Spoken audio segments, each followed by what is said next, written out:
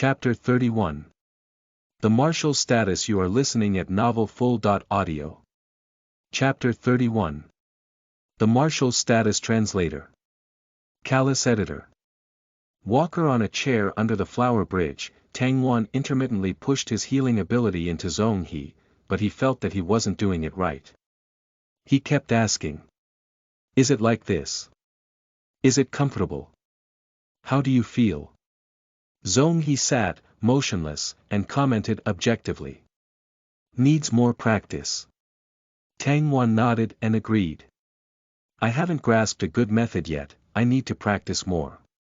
The twins had already turned back into humans and were sitting nearby, nibbling on fruit and stealing glances towards them. Qi Jinza asked in a low voice. How strenuous, just having awakening an unusual ability, there is no formal learning system. There's no way that he can treat him. Qi Jinan calmly said. You take care of it then, hasn't the marshal taught it before? Don't you know the way he teaches people? He doesn't know how to teach anything, he only knows how to make you feel it for yourself. From experience, if it doesn't come out, he'll ignore you, like you're unpleasant to the eye and then beat you up. He'll directly teach you through experience. Qi Jinza said, inexplicably feeling sore all over his body. After the special training, his body remembered the feeling. Whenever he saw the marshal raise his hand, he would feel a big tiger paw greeting his head. Qi Jinan also kneaded his shoulder subconsciously, feeling a dull pain. Finally, the two brothers summed it up. Probably to behave like a rogue. Married men were so troublesome, they didn't understand and didn't dare to ask. Tang Wan practiced for half a day until his entire body ran out of strength. Only then did he stop, his expression extremely dissatisfied. Not good enough, I need to practice more. Zhong He nodded. Right, practice tomorrow. Tang Wan took the tea from the attendant and drank it slowly and said, exhausted, today is a rest day. The twins both came back, why didn't Dezhuang come? Zhong He averted his eyes, and remained calm, maybe he's not studying well and he's at remedial lessons. Tang Wan laughed, can you be a little kinder to him? If you aren't making fun of his name, you're teasing him about his poor studies. Zhong He was silent. Putting aside his dislike for a moment, he wouldn't be able to keep his false identity well hidden. Tang Wan leaned back on his chair, looked up at the sky, and complained. It's been a week, I miss him a lot. He's really heartless, wasn't it me who fed him every day during mealtimes when he was too weak? Now his character became stiff, running and jumping around. Daddy is sick and he won't come back to see me. There was bitterness from an empty-nested father's tearful recounting. Zhong He remained even more uncommunicative and his back was stiff. Early the next morning, when Tang Wan opened his eyes, he noticed Dezhuang sleeping next to his pillow. In an instant, Tang Wan wasn't sleepy at all. He happily hugged Dezhuang and rubbed his fur. He had disappeared for a week, and the cub had grown a lot and got heavier.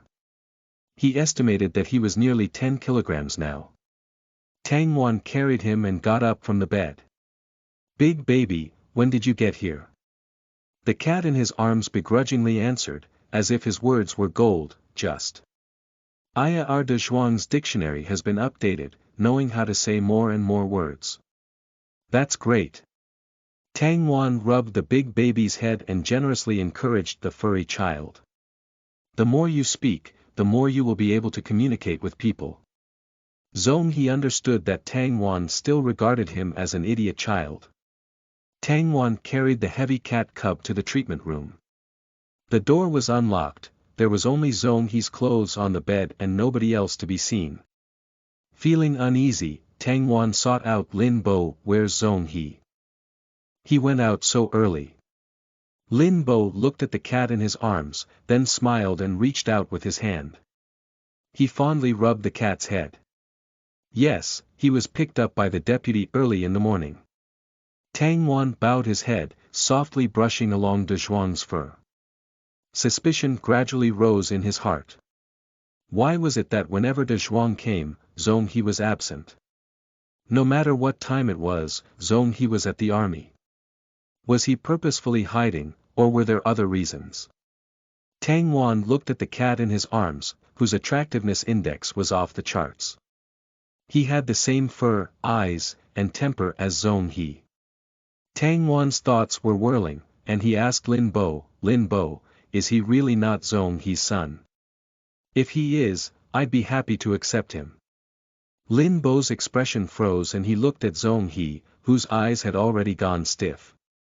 Then, as if he had heard a big joke, he laughed, raised his hand, and swore, I'll swear to you on my old life, he really isn't. Tang Wan nodded. He understood. Zhong He wasn't facing his illegitimate son and was hiding. There was a particular reason that Zhong He and De Zhuang couldn't meet. Don't talk to him about coincidences, with so many coincidences, there must be a relationship. Right now, he still hadn't figured out the reason. Tang Wan pushed down the doubt in his heart. Did Zhong He have breakfast before he left? Lin Bo laughed and said, there was something urgent in the army, the marshal was in a hurry to leave and ate there. Then you can arrange for a few more dishes for dinner. We'll wait for him to return and have a meal with De Zhuang. Lin Bo readily promised, I'll try my best to arrange it. Tang Wan saw his straightforward response, and the thought that had just arisen in his heart was immediately pushed down again. After breakfast, Tang Wan put De Zhuang on the balcony and brushed his fur. Zhuang, look at you, so skinny and small. You're still so small, I feel like you can receive my light waves, an ability that can let cat quickly become tigers. Actually, Tang Wan felt that he was a little silly saying this, but there was no other way. He had to explain as much as he could with words that a child could understand. Zhong He held his forehead in his paws. The tone that Tang was used was like he was talking to an idiot. When Tang Wan thought and moved, a small ball of light appeared in his palm, like showing off a fun toy. He laughed and coaxed, Zhuang, look, isn't it very fun? As Tang Wan willed, the ball of light could scatter, changing into all kinds of shapes. He had just learned how to do this. Anyway, he hadn't learned how to treat illnesses, just being able to play with it would be good. Zhong He extended his paw and batted it. Tang Wan's spiritual strength should be very strong. This healing ability's purity was very high. He only needed a touch for him to feel comfortably warm. Zhong He didn't mind playing little games with his partner at home. He placed his head in Tang Wan's palms and enjoyed his partner's loving touch. He temporarily forgot that Tang Wan regarded him as a dumb child. He had achieved his goal of making Tang Wan happy. In fact, Zhong He would like Tang Wan to look at his other form with the same gaze full of tenderness and love as he was now. Regrettably, Tang Wan was generally proper when facing his other form and he wouldn't act spoiled, which disappointed Zhong He. Tang Wan happily watched his family's little companion. He narrowed his eyes and kneaded the other's furry ears. Now that he had grown a bit, he could see that De Zhuang's furry ears weren't very much like a cat's. His were much rounder than a normal cat's ears. Now, his chin wasn't as sharp as before, and his face was getting rounder and more tiger-like. Taking advantage of the fact that the cub was still small and couldn't pull himself out from his palms, Tang Wan suddenly rushed over and picked up the cub that he was happily watching. He pressed and kneaded, and kneaded. If he didn't knead, in the future when he grew bigger, he wouldn't be able to knead. Zhong He's head was full of black lines. With the sudden change in attitude, if he were a normal cub, he would have been scared into puffing up his fur. Watching Tang Wan become more and more excessive and using his body to crush and immobilize him. Zhong He couldn't stand it anymore, he bared his teeth at Tang Wan. Just kneading was fine, the feeling of being squished is wrong.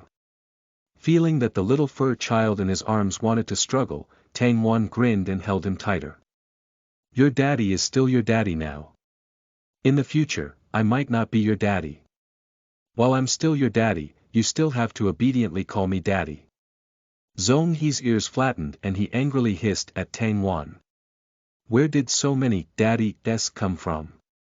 He would definitely still squish him like this, letting him call himself his father was enough. Tang Wan didn't stop until he turned the cub in his arms into a messy ball of fur. Only then did Tang Wan relent and smooth out the cub's fur. Every brush of the fur was especially precious. The cub was becoming bigger and bigger. In the future, the chances of him coming to find Tang Wan would become smaller and smaller. After a few years, he would become sensible and distance himself from him. Zhong He found that Tang Wan's mood wasn't right. He took the initiative to lean over and rub against Tang Wan's cheek to appease him. Humans were just unreasonable, he didn't know why Tang Wan was unhappy. He'd have to be more careful supporting him in the future. They were too weak in all aspects. Tang Wan used his ability to sort out the little tiger cub's bones, unceasingly treating him, from the morning until the afternoon. He didn't really know how to control it, but the good thing was that De Zhuang didn't refuse anything and his expression showed his satisfaction. Tang Wan experimented and made his ability take different shapes, transforming into a hollow ball of light that enveloped the other's body. Seeing De Zhuang glow, Tang Wan was delighted, it was too funny. All the way to the afternoon, Zhong He had given up struggling, letting Tang Wan torment him as he wished. He suddenly felt that after he had been treated by Tang Wan, he examined his spiritual strength and found that it wasn't as painful as before. Zhong He was a bit surprised, could it be that Tang Wan's spiritual strength was similar to his? Typically, when a person with a lower spiritual strength used a healing ability to treat him, there was little effect. Otherwise, he would have recovered. He hadn't taken any medicine yet today, just being tossed around by Tang Wan. Unexpectedly, the effect was the same as if he had taken medicine, and it was even when Tang Wan didn't know how to use his ability. Just when Zhong He was suspicious, Tang Wan suddenly went down head first, face smothering into his stomach. Zhong He gave out a muffled groan, jumping up the next second. Holding Tang Wan's face in both his paws, the fur that had puffed up went down again. This idiot. The marshal had a newfound seriousness towards his own partner's degree of idiocy. Tang Wan didn't know how to control his spiritual strength. He had used up all of his spiritual strength and went to sleep. When Tang Wan woke up from his slumber, it was already evening. De Zhuang wasn't there and Zhong He still hadn't returned. Tang Wan rubbed his eyes and asked Lin Bo, who was fiddling with the fake flowers beside his bed. Zhong He still hasn't come back yet. Lin Bo laughed, Furan, this is the first time that, when you woke up, you didn't ask for the young master but looked for the marshal. Tang Wan was a little stumped for words. It seemed that this was true. Had Zhong He already unconsciously taken such a position in his heart? Could this finally be when Tang Wan realizes his feelings? Also, thanks for being patient with me while I try to work my update schedule around my schoolwork. Chapter 32. Why don't Zhong He and De Zhuang appear at the same time? You are listening at novelfull.audio. Translator. Callous Editor. Walker Lin Bo poured a cup of warm water to Tang Wan and said good-naturedly. The marshal had just returned to the army division. There are many things going on, and he won't be back until the middle of the night. You don't have to worry about him, you should eat and rest. Tang Wan took the cup. What about De Zhuang? He also left. Lin Bo watched him finish the water and took the cup, he got hungry and went to eat. So the little one with no conscience only knows how to eat. Tang Wan laughed and ridiculed him a bit. He reached out and picked up the communicator on the table. He thought for a moment, then sent a message to Zhong He. Your body still hasn't recovered, you should be more careful and remember to eat. Zhong He sent a reply very quickly. You too. Tang Wan laughed, this reply wasn't romantic at all. Lin Bo put down the cup and closed the window. It's good that you woke up, I'll go check on the young master. Oh that's right, what do you want for dinner? I would eat anything. Make congee then and save some for Zhong He. He might be hungry when he comes back in the middle of the night. Lin Bo laughed, satisfied, wrinkling his face. Of course, I'll arrange it now. After Lin Bo left, Tang Wan opened the system. It had been a good number of days, and the fur children hadn't had a chance to come out and breathe. Tang Wan blamed himself a little. Today, he had only petted De Zhuang, forgetting that the other fur children also needed to breathe. When he opened the purchased pets column, Tang Wan was full of even more self-blame. Luo Bei and the hamster brothers were all big eaters. Now, they had eaten all their food and drank all of their water. Their mood value had dropped to 40 and their health had dropped down to 70. Tang Wan quickly tapped the cleaning button and spent points buying rabbit food, hamster food, and clean water, and quickly added them. In the past, after adding some food, the few fur children would eat quickly, but today, they didn't move at all, only drinking a little water. Tang Wan's heart skipped a beat and he quickly released them. The rabbit and hamsters lay down obediently on the bed. They weren't even in the mood to stand up. Tang Hua was at a loss for a while. He poked one here and there, the pet lazy and dispirited. He then poked another one and it was the same, lazy and dispirited. Tang Wan was anxious. Were they all sick? Tang Wan pulled Luo Bei into his arms thinking that, if he could treat beast men, then he should also be able to treat animals. He would try it. He used his ability little by little on Luo Bei. He was surprised when his healing ability was also effective on rabbits. After Daddy Tang's touch, embrace, and healing ability treatment, Luo Bei soon perked up, hugged Tang Wan's arms, and acted spoiled. Tang Wan touched it, smiling. He placed it aside, then embraced all the others. He would treat the pile of fur balls. Tang Wan cured all of the fur children and pet them one by one. He was in a good mood. All of the furry dumplings were lying in his bed, surrounding him. They hadn't seen him in several days, so they were afraid that Tang Wan didn't want them anymore and refused to go. Looking at his bed full of dumplings, Tang Wan couldn't help but take a picture and uploaded it to Weibo. Eating, sleeping, and scolding De Zhuang. My body has recovered, and I will be able to meet you all soon. The fur children greets you all comments. How cute I'm feeling numb, I see a lot of fur balls, and in an instant, I feel short of breath. I probably got some disease and will die without the fur balls. Too good. It's enough for you to be in good health, we were afraid you would die. I want you to be healthy, happy, and safe forever. Oh my, the little brother upstairs is still being sly #K2026, #K2026, Tang Wan had already said that he was fine, and so the atmosphere in the comments area was even more active than usual. Someone joked with Tang Wan. There's research showing that rabbit meat is a very good supplement. Tang Wan, you can consider it a little. Hey! Upstairs, are you a devil? Don't eat Luo Bei. You can eat Xiang Kai. Bao Kai is also fine, Bo Kai is chubby. How do you guys tell the rabbits apart? They're all vegetable names. Actually, I can't tell. Only Luo Bei is so big and conspicuous. They're all chubby anyways, and Bo Kai is chubby. Tang Wan immediately sent a moving picture of the black and white rabbit Bo Kai running circled around a radish. The fans couldn't remain calm. We're begging you, please don't eat Bo Kai. Bo Kai is too cute. Tang Wan tisked, these fickle little goblins. Lin Bo went to the treatment room to see Zhong He. The other had taken medicine, and it was the last treatment session for his spiritual strength. The military doctor had given him a large amount of medicine. Zhong He was dripping with cold sweat, his face pale, and he grit his teeth, not making a single sound. In order to stop Tang Wan from treating him and overusing his spiritual strength, he ate the medicine.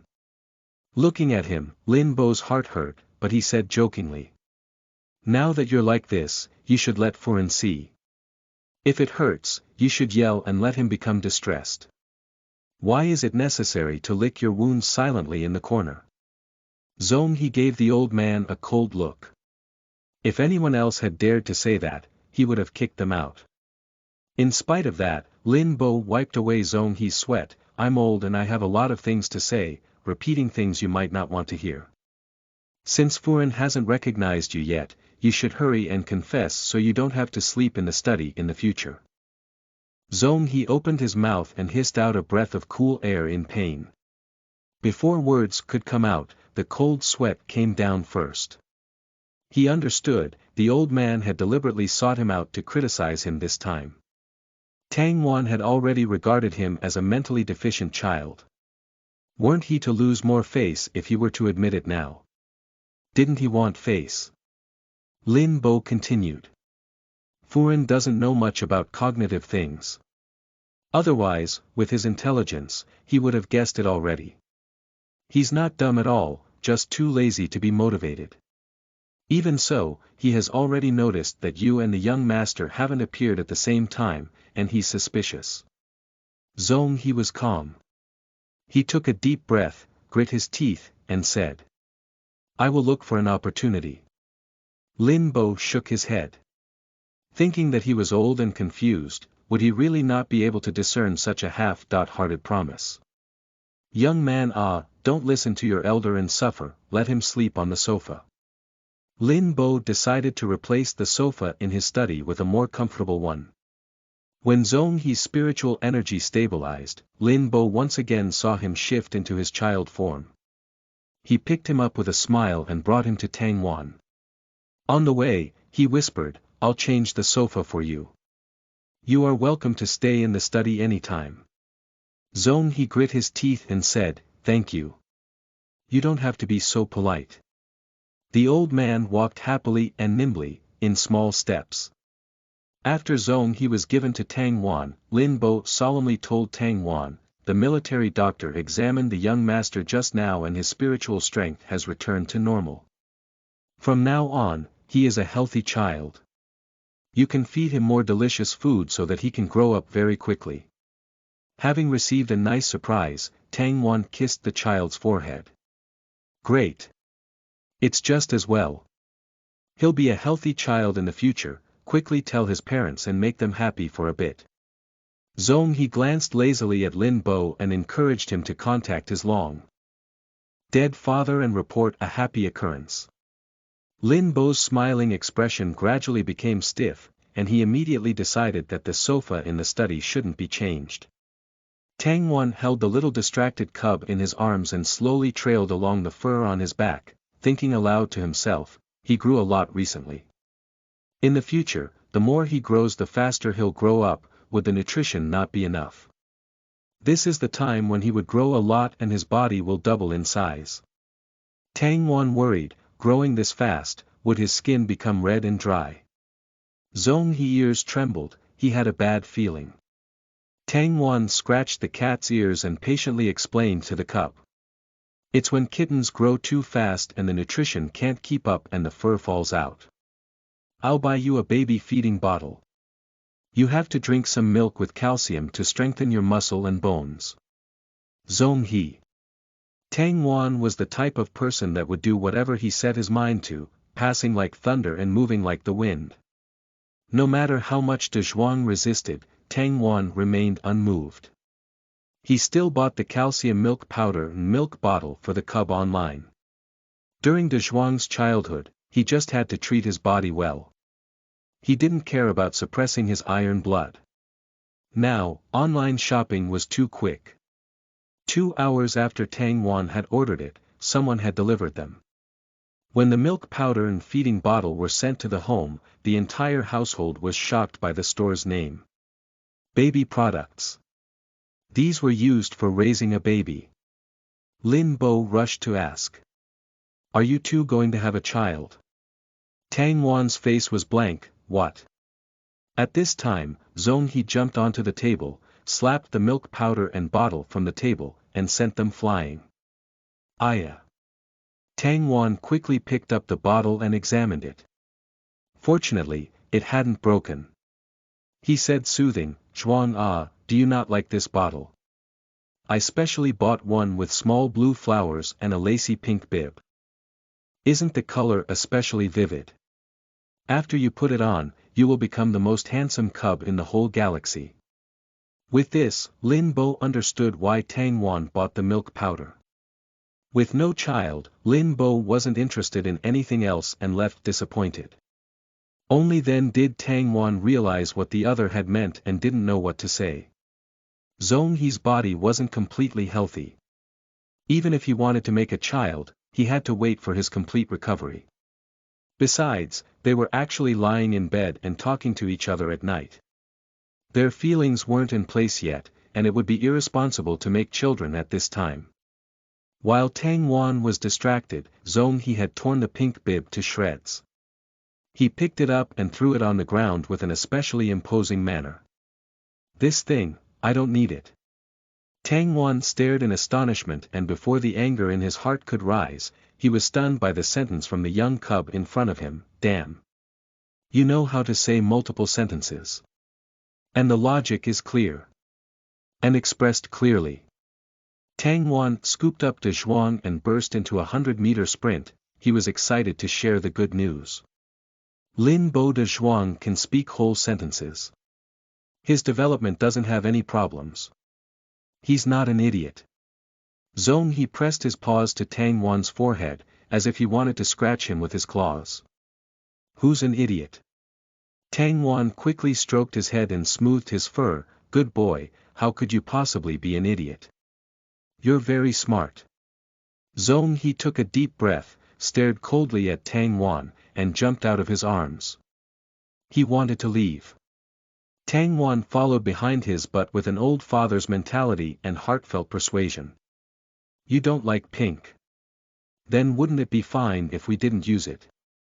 Do you drink with a saucer or a bowl? Daddy will swap out a big one for you. I'll find you a food bowl. Zhong He stopped and his ears flattened. He was so angry that he wanted to hit someone. He looked up at Tang Wan's smiling face and in the end, begrudgingly put down his claws. He angrily shook Tang Wan off and ran far away. The marshal was furious. He was angry that he could never bear Tang Wan's grievance-filled gaze. He wanted to coax him every time, and every time he got so angry his fur stood straight up. Why?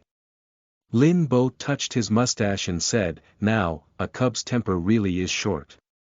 Tang Wan nodded, it was true. Before going to bed, Tang Wan was still looking for De Zhuang. Considering the fact that the child was getting older and older, he couldn't sleep with him in the future, so he had to arrange a small bedroom next to them. Lin Bo sent a guard to Tang Wan to tell him, the housekeeper says that the young master was taken away by his parents. His spiritual strength was restored and his parents are very happy. So it's like this, then it's also good. Tang Wan laughed, but his heart was a little empty. In the end, he wasn't his child. Even after raising him, he couldn't be his child. Suddenly, an idea popped into his head. He thought of extracting Zhong He's genes and going to give birth to a child like De Zhuang. Thinking of this, Tang Wan held his forehead. Had he gone crazy? Not long after Tang Wan went to bed, Zhong He came back. Tang Wan squinted at the clock. De Zhuang had only left half an hour ago. Every time Zhong He came back, it wouldn't exceed half an hour after De Zhuang left. You didn't come back in time to have dinner with De Zhuang again, and Lin Bo couldn't arrange for the two of you to see each other. Tang Wan examined Zhong He's expression, and really wanted to seek out some hints. It was a pity that as long as Zhong He didn't want to show anything, nothing would be revealed on his face, and there would be no change in his gaze. Zhong He took off his coat and sank into the bed. He hugged Tang Wan and buried his head in his neck. He said quietly, next time then.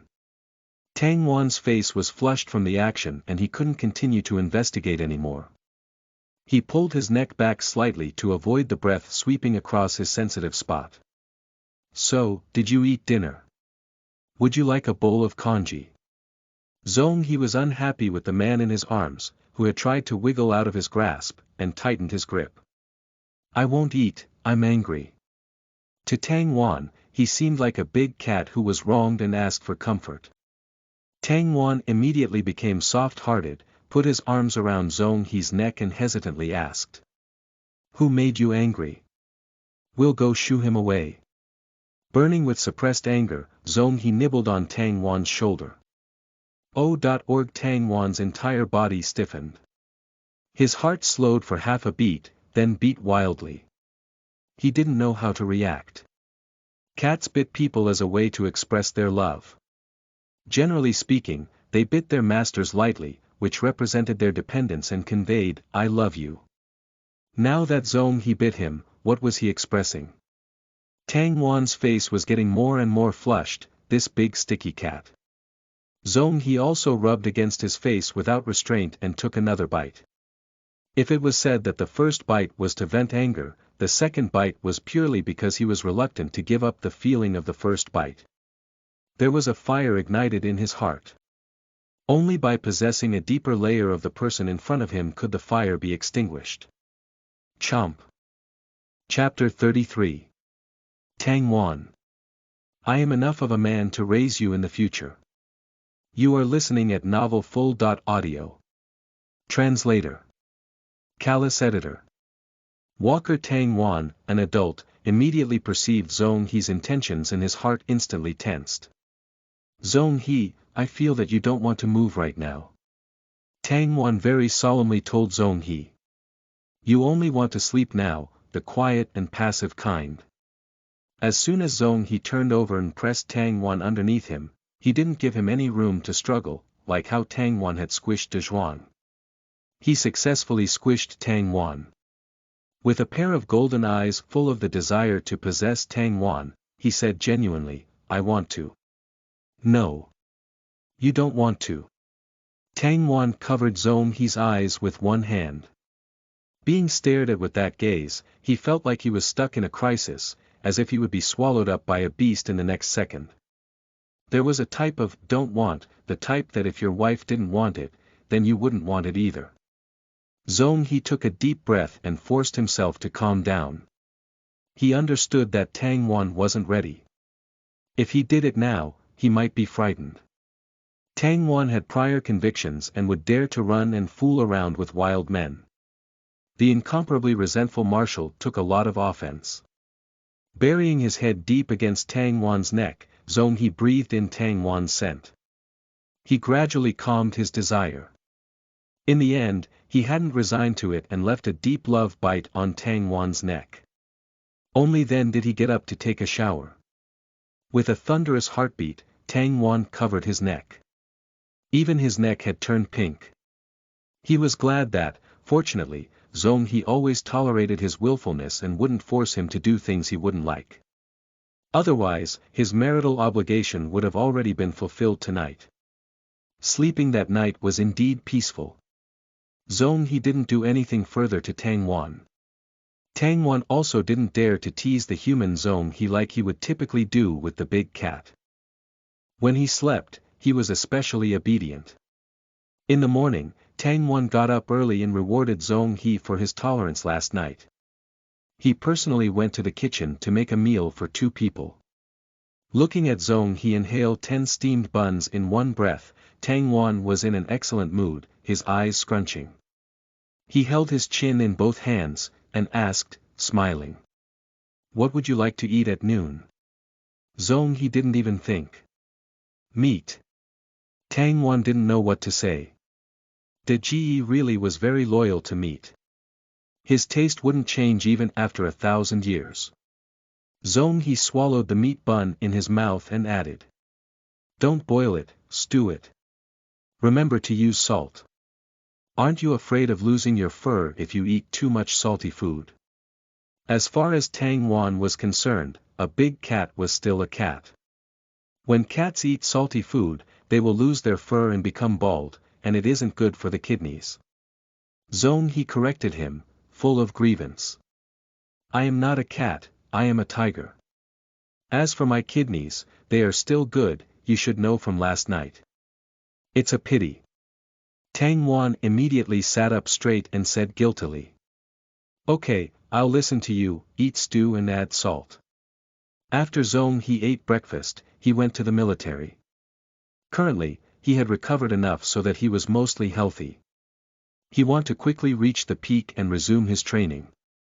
In the military, there were many people willing to engage in hand-to-hand combat with him. Real combat was the quickest way for him to return to his form. Tang Wan had nothing to do in the morning, and logged on to Weibo to read the comments.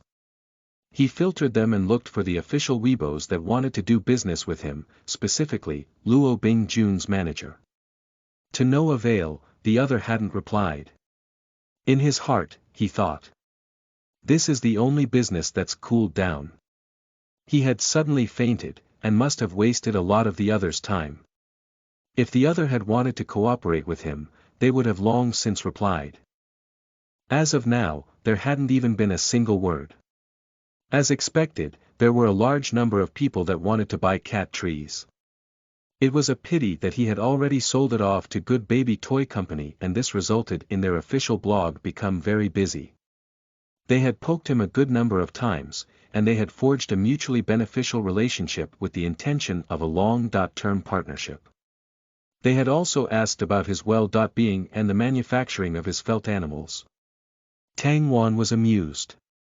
Those brothers that watched his every live broadcast, they were truly scheming dogs. To Tang Wan, they had cooperated so many times that he thought it would be better to exchange communications numbers. It would also be more convenient for cooperating in the future, so they sent their own communications numbers to the other. Not long after, the other had sent him a message. Hello, I am the manager of the Bud Baby Toys Design Department, my name is Pollock. Tang Wan raised his eyebrows. Bo Li Chiao. Brother, this name is very unique. Tang Wan marveled a little, then responded. I am Tang Wan. Bo Li Chiao. Have you recovered? I heard you were sick and was so worried that I couldn't fall asleep for 2 days. Tang Wan. Rest assured, I've recovered. I've already sold you the rights to the felt making work. Bo Li Chiao. That's really too good. Why don't we meet on the Star Network and have a good talk about cooperation? The Star Network's virtual world was the same as the real world.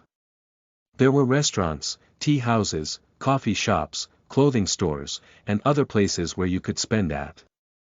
People could shop on the Star Network, order directly after settling on a product, and then have it delivered to their doors. They could also meet on the Star Network using virtual bodies. Even if they weren't on the same planet, they could meet within minutes as long as the destination was the same. Tang Wan agreed and purchased a virtual mask for 20 star coins. 3 minutes later, the two men teleported to the same location. Tang Wan saw the little blonde fat man waving enthusiastically at him and went over politely, saying, Hello, I am Tang Wan. I am Pollock. When Pollock saw Tang Wan's familiar mask, he didn't know whether to laugh or cry. When you are talking to me about business in the virtual world, you are still wearing the cat mask that you use when you broadcast live. Are you afraid that I'll reveal your appearance? Tang Wan touched his own face and apologized. Sorry, my appearance will frighten people. Pollock looked at his beautiful, slender figure and his fair and tender skin. He laughed, but didn't expose his lie. The two found a little shop on the side of a street and sat down. Pollock smiled and asked. How much are you going to sell the felt work for? Tang Wan smiled widely and showed 2 fingers. This is the first time we met in person, you can't retain some face. 2 million is too much. Pollock tried to lower the price. Tang Wan laughed. In a clear voice, he was neither hurried nor slow. He gently negotiated with the other. You met with me in such a hurry to obtain the production method and rights to the felt work. Could it be because I mentioned something during the live broadcast, that they could buy materials bags? I think that, right now, there are a lot of people asking when you will manufacture them. Pollock looked at Tang Wan with a complicated gaze. He looked at his figure, then listened to what he said. He just figured out that the other couldn't be too old, but he could clearly analyze business deals. Pollock couldn't help but be suspicious, just which big family was Tang Wan was the heir of. I can guarantee, 2 million absolutely isn't too much. I'm still advertising for you during the live broadcast. When you manufacture, you can very quickly be able to produce your first batch. Tang Wan paused and laughed.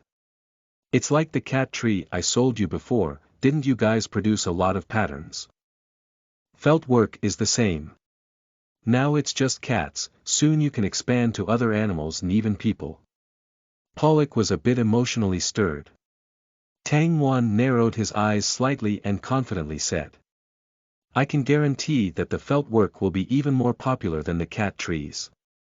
I will also design others, and in the future, I will also consider your company first.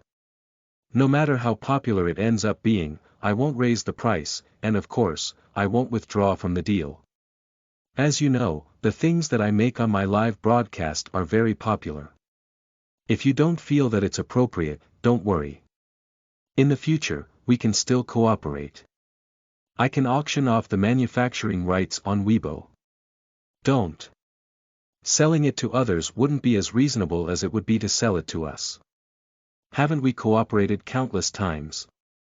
When Pollock heard Tang Wan say that he was going to auction it off, he quickly stopped him and promised, isn't it just 2 million? We wouldn't do it for others, but we'll give it to you. Pollock immediately pulled out a contract. It was clearly prepared and just waiting for the negotiation of the price. He immediately wrote down the 2 million and signed his own name.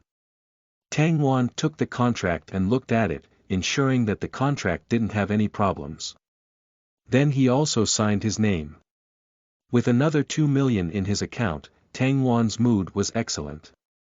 Hoping that we will cooperate well in the future.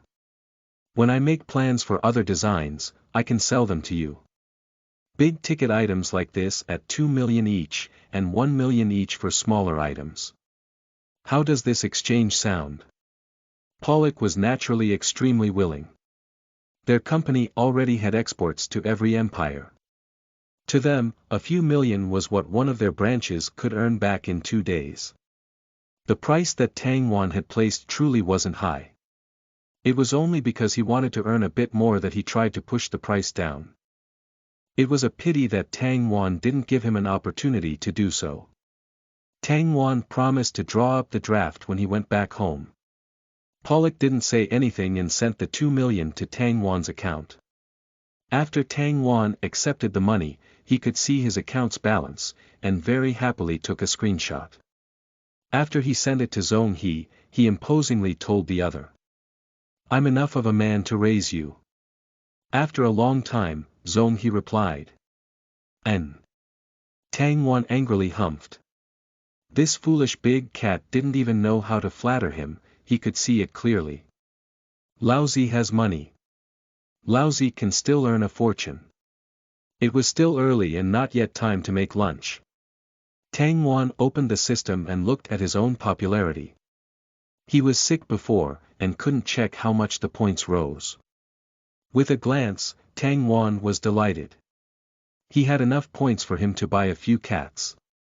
Tang Wan would definitely buy a few ragdoll first. Definitely buy a dignified girl. A dignified girl that knows how to act sweet and spoiled. With the symmetrical face and beautiful eyes, when the ragdoll cat that seemed more like a fairy was before his eyes, there was only one phrase in Daddy Tang's heart. Eat what lunch? It was enough just to inhale the cat. The adult cat in front of him was nearly 20 pounds and the entire body was covered in fur, elegant and favorable. When touched, it was soft and melted the heart. Tang Wan excitedly sent Zhong He a message. Zhong He look quickly. I summoned a beautiful girl. How is she so pretty? QAQ Zhong He looked at his terminal screen. With a foolish look on his face, Tang Wan was carrying a cat that the world had never seen before, giggling. No matter how he looked at the expression, he left that it was irksome. He unhappily responded. We can't give birth to a girl this color. Tang Wan. Not important. Zhong He. What's not important? I'm not important, or is our child not important? Tang Wan wasn't in the mood to laugh at him and didn't have time to respond. It was because the little lady sitting in front of him was truly too beautiful. It was just that the temperament was a little aloof. Usually ragdoll cats were very clingy. This little ragdoll was very intimate towards Tang Wan, letting him carry her, but when she looked at other things, her gaze was cool. Tang Wan was very accustomed to observing cats. By looking at their eyes, Tang Wan could figure out what the cat's nature was. Wasn't this the attitude of a queen? Wanting to see if what he figured out was correct, Tang Wan released Jin Xiaopang.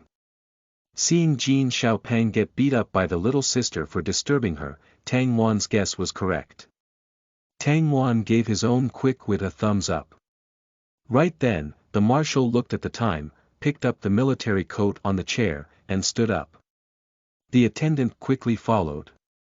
"Marshal, what is your next journey?" "Going home." Zhong He's face was cold, and in a bad mood, left only these two words behind. He was ready to leave. The attendant took the report that Zhong He signed with a stupefied face. Although all the work was already finished, was the marshal who ran home the moment he had free time, the marshal that would often sleep in the office. +1 for the author's bait. Why bed scenes, equals for all. Chapter 34. Don't you like my family's Chui Hua? You are listening at novelfull.audio. Translator. Callous Editor. Walker Tang Wan's communicator had been lighting up for a while, but he hadn't noticed. His mind was on the cat. The marshal was sitting on the aircraft, burning with suppressed anger, and looked displeased, scaring the extremely nervous escort soldiers stiff. Tang Wan was still looking at Jin Xiaopang, who had, as usual, come out to find food. After eating 2 pieces of jerky, it noticed that there was a beautiful little lady standing next to Tang Wan. It stretched out its neck, moved its plump body, and carefully and cautiously moved closer towards the little lady, who was longer than its own legs and gave off an imposing aura. It put its face near the little lady's buttocks to sniff at the scent. It hadn't expected that the little lady would raise its paw and slap it against its head, causing Jin Xiaopang's plump body to stumble. In this moment, Jin Xiaopang was afraid, looking at the little lady with eyes full of fear. How fierce! The little fairy coldly glanced at Jin Xiaopang. If the look in its eyes could be described, it would be disgust. Unparalleled disgust. Tang Wan was convinced that this little girl would really dare to use its claws, truly fierce. Looking at Jin Xiaopang, who was already huddling obediently in a corner, Tang Wan barely suppressed his laughter. Don't you think you got what you deserved? The moment you came, you went over to sniff another family's sister's buttocks and got beaten. Jin Xiaopang cautiously and solemnly sized up the little lady. It seemed as if the little lady was too fierce, and wouldn't play with it. It sat on its tail and continued to eat the jerky. Tang Wan didn't even wait until it had finished a few pieces before taking the bowl away, fearing that it would gain weight again. Jin Xiaopang looked at Tang Wan, full of grievance. Right after it had come out, it had taken a beating, and now it couldn't eat. Tang Wan poked at Jin Xiaopang's stomach. Child, if you really don't keep track of it in your heart, your stomach will soon touch the ground.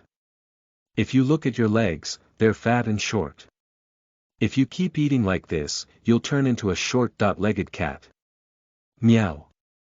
Jin Xiaopang remained unmoved and curled around Tang Wan's legs, still wanting to eat.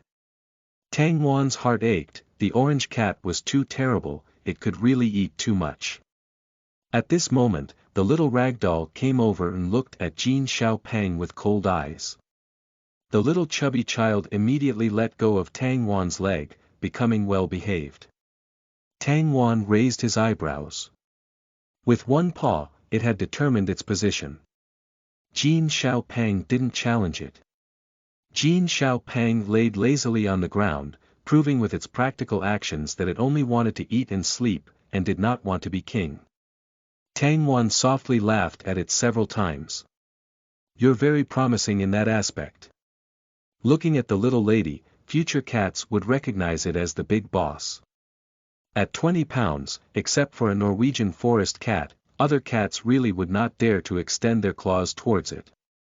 Next, Tang Wan took pictures of the two fur children. Even though the business with Luo Bingjun had calmed down, Tang Wan put pictures of the little lady on the internet. He really wanted the other to know that his little lady really was a fairy. Not cooperating with him was absolutely the other party's loss. As soon as the photos were posted online, the internet flared up, and many netizens expressed their doubt.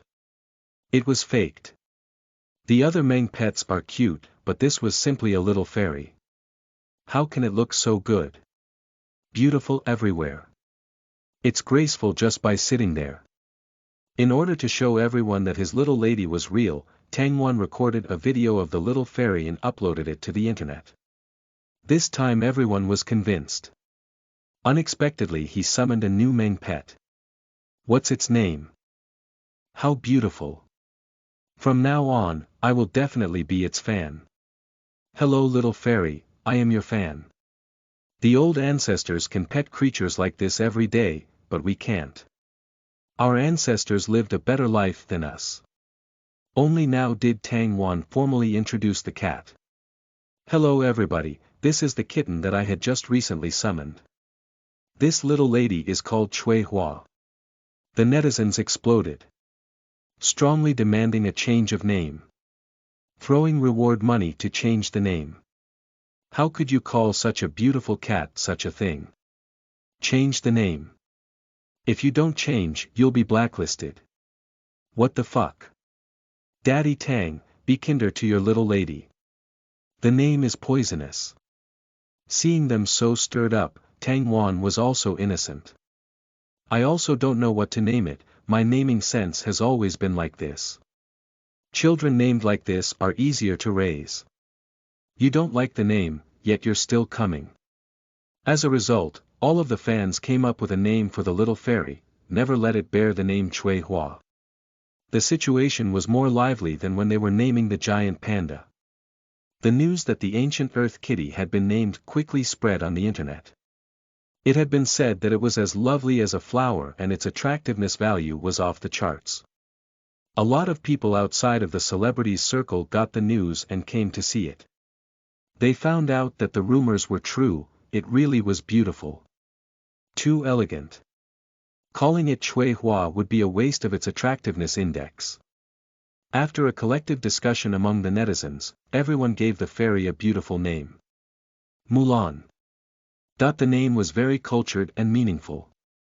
The name had absolutely been given by a person who liked ancient Earth's culture and had done their research. Tang Wan was very satisfied, he hoped that the little girl could be as strong, brave as Mulan, and a real man, Pa. A girl. When the name was set, the netizens continued to cause a commotion. Thousands of letters written in blood for a live broadcast. Tens of thousands of letters written in blood for a live broadcast. Millions of letters written in blood for a live broadcast. A whole world of letters written in blood for an update. You all said what I should have said. All kinds of letters written in blood for a live broadcast. I'll kneel oars. Tang Wan hadn't realized that by coming up with a new name, his popularity was growing again. At that moment, Luo Bing's agent, Su Mi, suddenly poked Tang Wan. Hello, we knew that you were sick before, and we've been waiting for you to recover. Now it looks like you can continue to work. Tang Wan's eyes lit up. He would have never thought that the opportunity had come so unexpectedly. The little lady had brought riches. The other party politely asked. We want to discuss the costs with you, is that convenient? Tang Wan. I am his fan, free of cost. On the other side, Luo Bingjun proudly said to Su Mi, he said that he's my fan. Su Mi bluntly poured cold water over him. He's being polite, so he's not charging a fee. He just wants popularity, nothing more. Why else would anybody not charge for your work? Not understanding this situation, how did you grow up?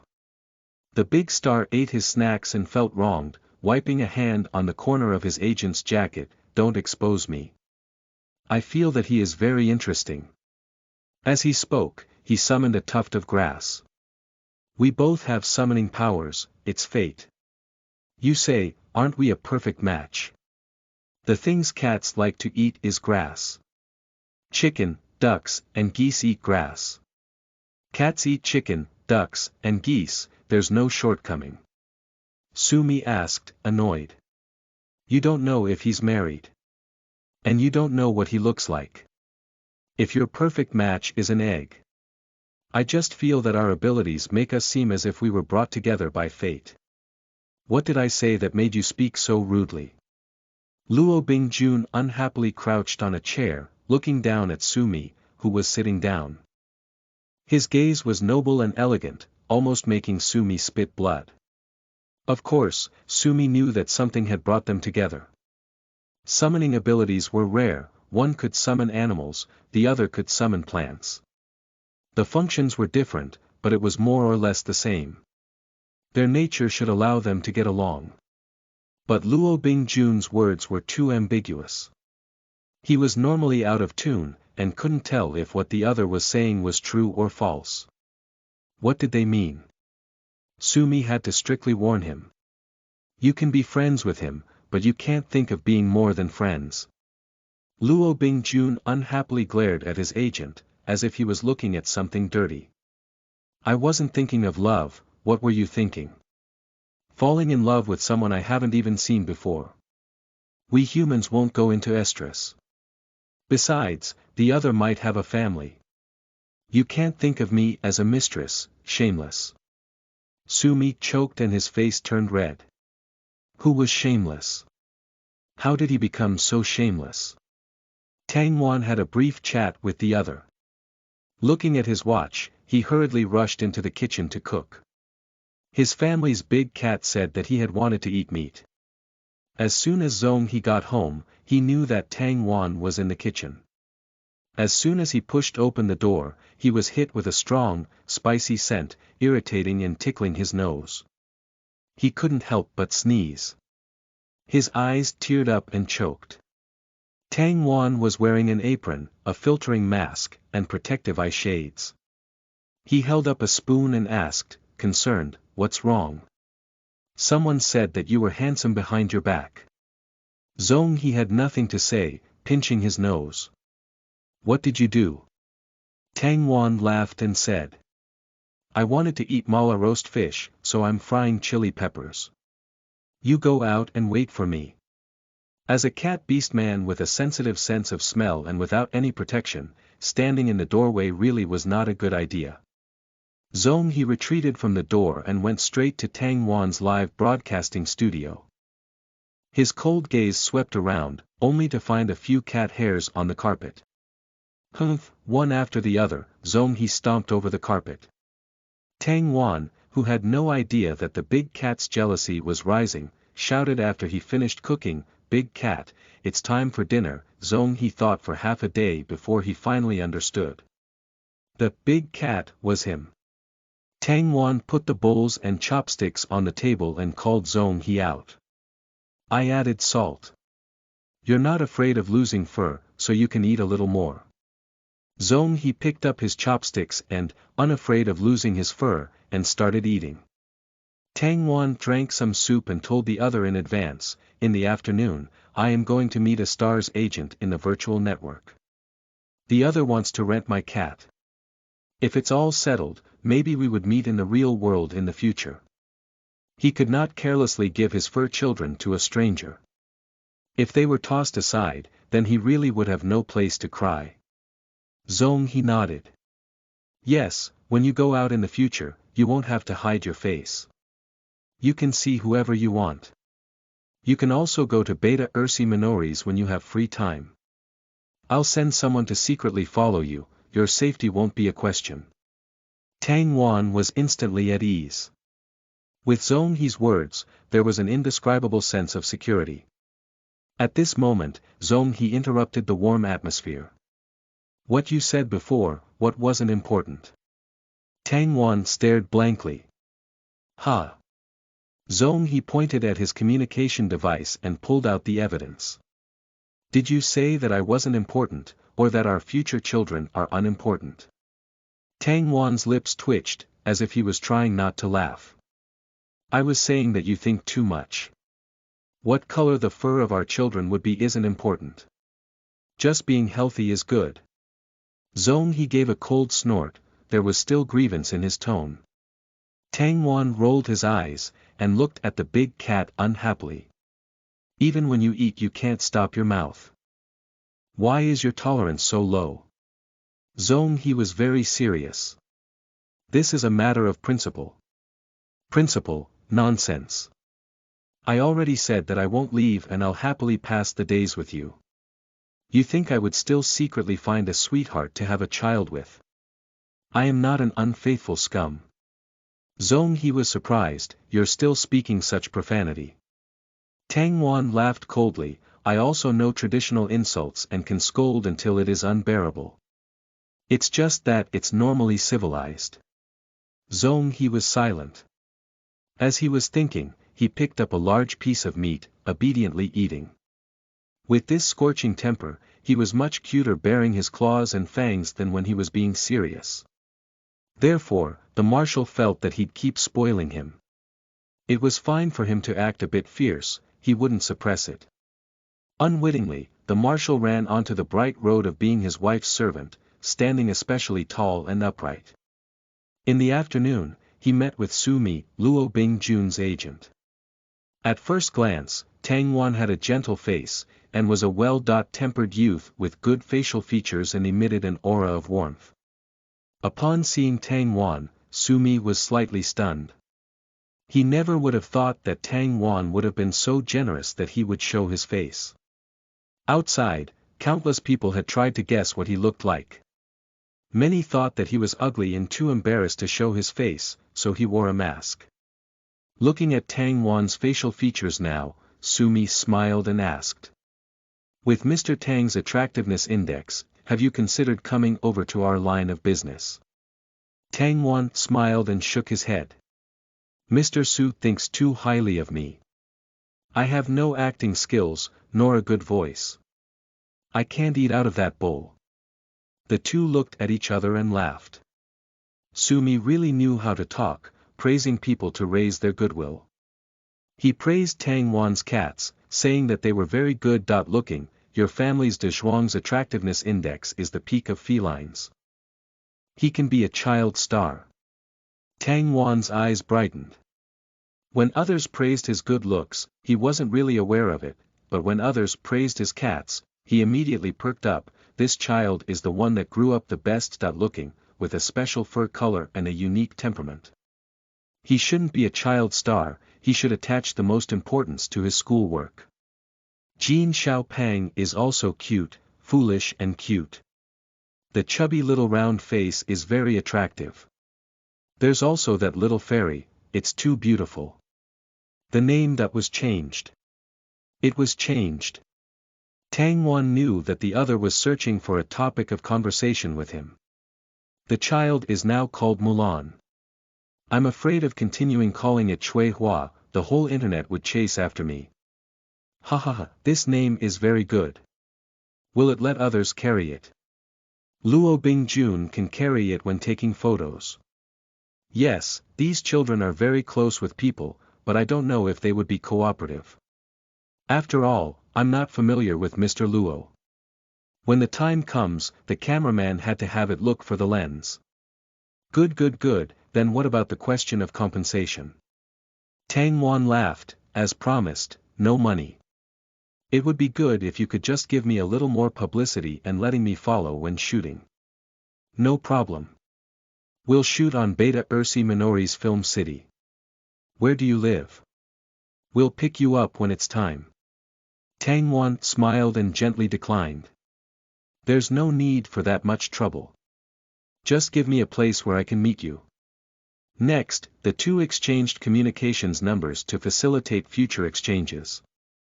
At this time, a bright white light flashed next to Su Mi and a figure appeared next to him. The mild and calm Su Mi sprang up from the seat at once and angrily asked. Why didn't you know to cover your face? Do you think you're just another passerby? Aya, don't be so serious. I'm just here to see what's going on. Luo Bingjun extended his hand out towards Tang Wan and gave him a carefree smile. His voice was gorgeous, dripping with sex appeal. Tang Wan's heart went numb and he saw a smile on the corner of the other's mouth. Tang Wan blankly extended his own hand, as if a generation had passed. Looking closely, he looked very much like the childhood friend he had grown up with. Luo Bingjun was very clear and bright, without a hint of arrogance. He sat in the seat next to Tang Wan and habitually pulled his legs up onto the chair. Then, he felt that because he was meeting Tang Wan for the first time, he had no choice but to put his legs back down. In any case, as a more casual person, he was not graceful at all. Tang Wan saw Sumi sneakily swat Luo Bingjun on the back, angry. In order not to lose the King of Heaven any face, he couldn't help but laugh softly. This personality was very interesting. Sumi had already fallen into the pits of despair. Luo Bingjun looked at Tang Wan laughing, and then smiled. He moved closed and enthusiastically asked. I heard that you were my fan. Tang Wan could only give him face and nodded. Truthfully speaking, he didn't have a habit of listening to music, nor did he know what this person has sung. But, he had said on his Weibo before that he was Luo Bingjun's fan. He hadn't expected that the other would find out.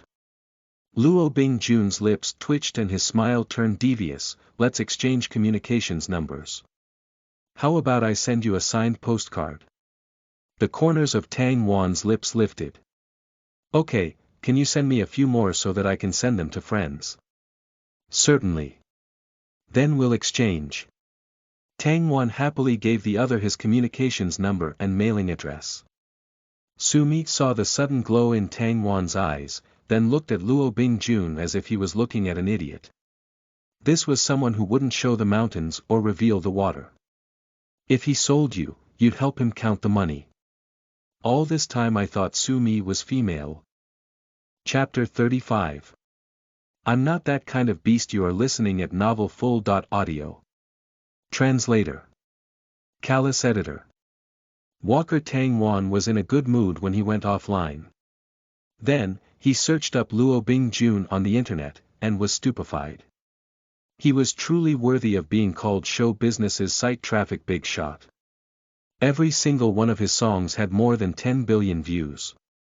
Besides, he could not only sing and dance, but also perform.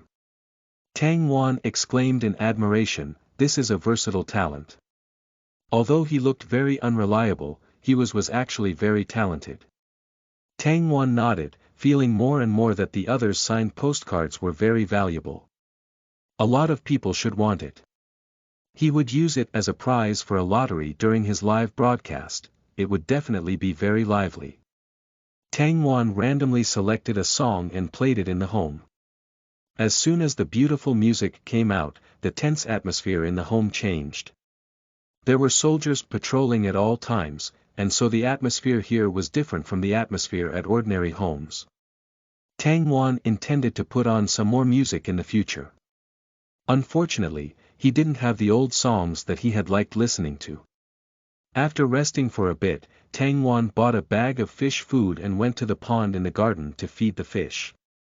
The koi had already adapted to their surroundings. He didn't know if they had been influenced by the environment. They had grown very wily and fast. At a glance, they were very plump. When Tang Wan bought them, he had bought them in all colors. There were red ones, gold ones, black ones, silver ones, black and gold ones, white and gold ones, red and gold ones, and those with 3 colors. This pond held the group of plump fish. When it was time for them to eat, they would crowd and stack up on one another. While Tang Wan tossed out fish food, he was also unhappy. If you guys could grow fur, I could make felt figures. Do you really need to eat so much? In the end, he was upset at them for not having fur. The weather was good today, so Tang Wan released the fur children to allow them a breath of fresh air. The alpaca, the pony, and the mini donkey had all already become good friends. They went for a stroll together. Shi Shua Shua crouched by Tang Wan's side, playing with water. Tang Wan felt that this child was very lonely. Perhaps he should purchase a female companion for it. Thinking of this, Tang Wan opened the system and bought a little female raccoon. He thought for a moment, he couldn't let Chui Hua, such a good name, remain unused.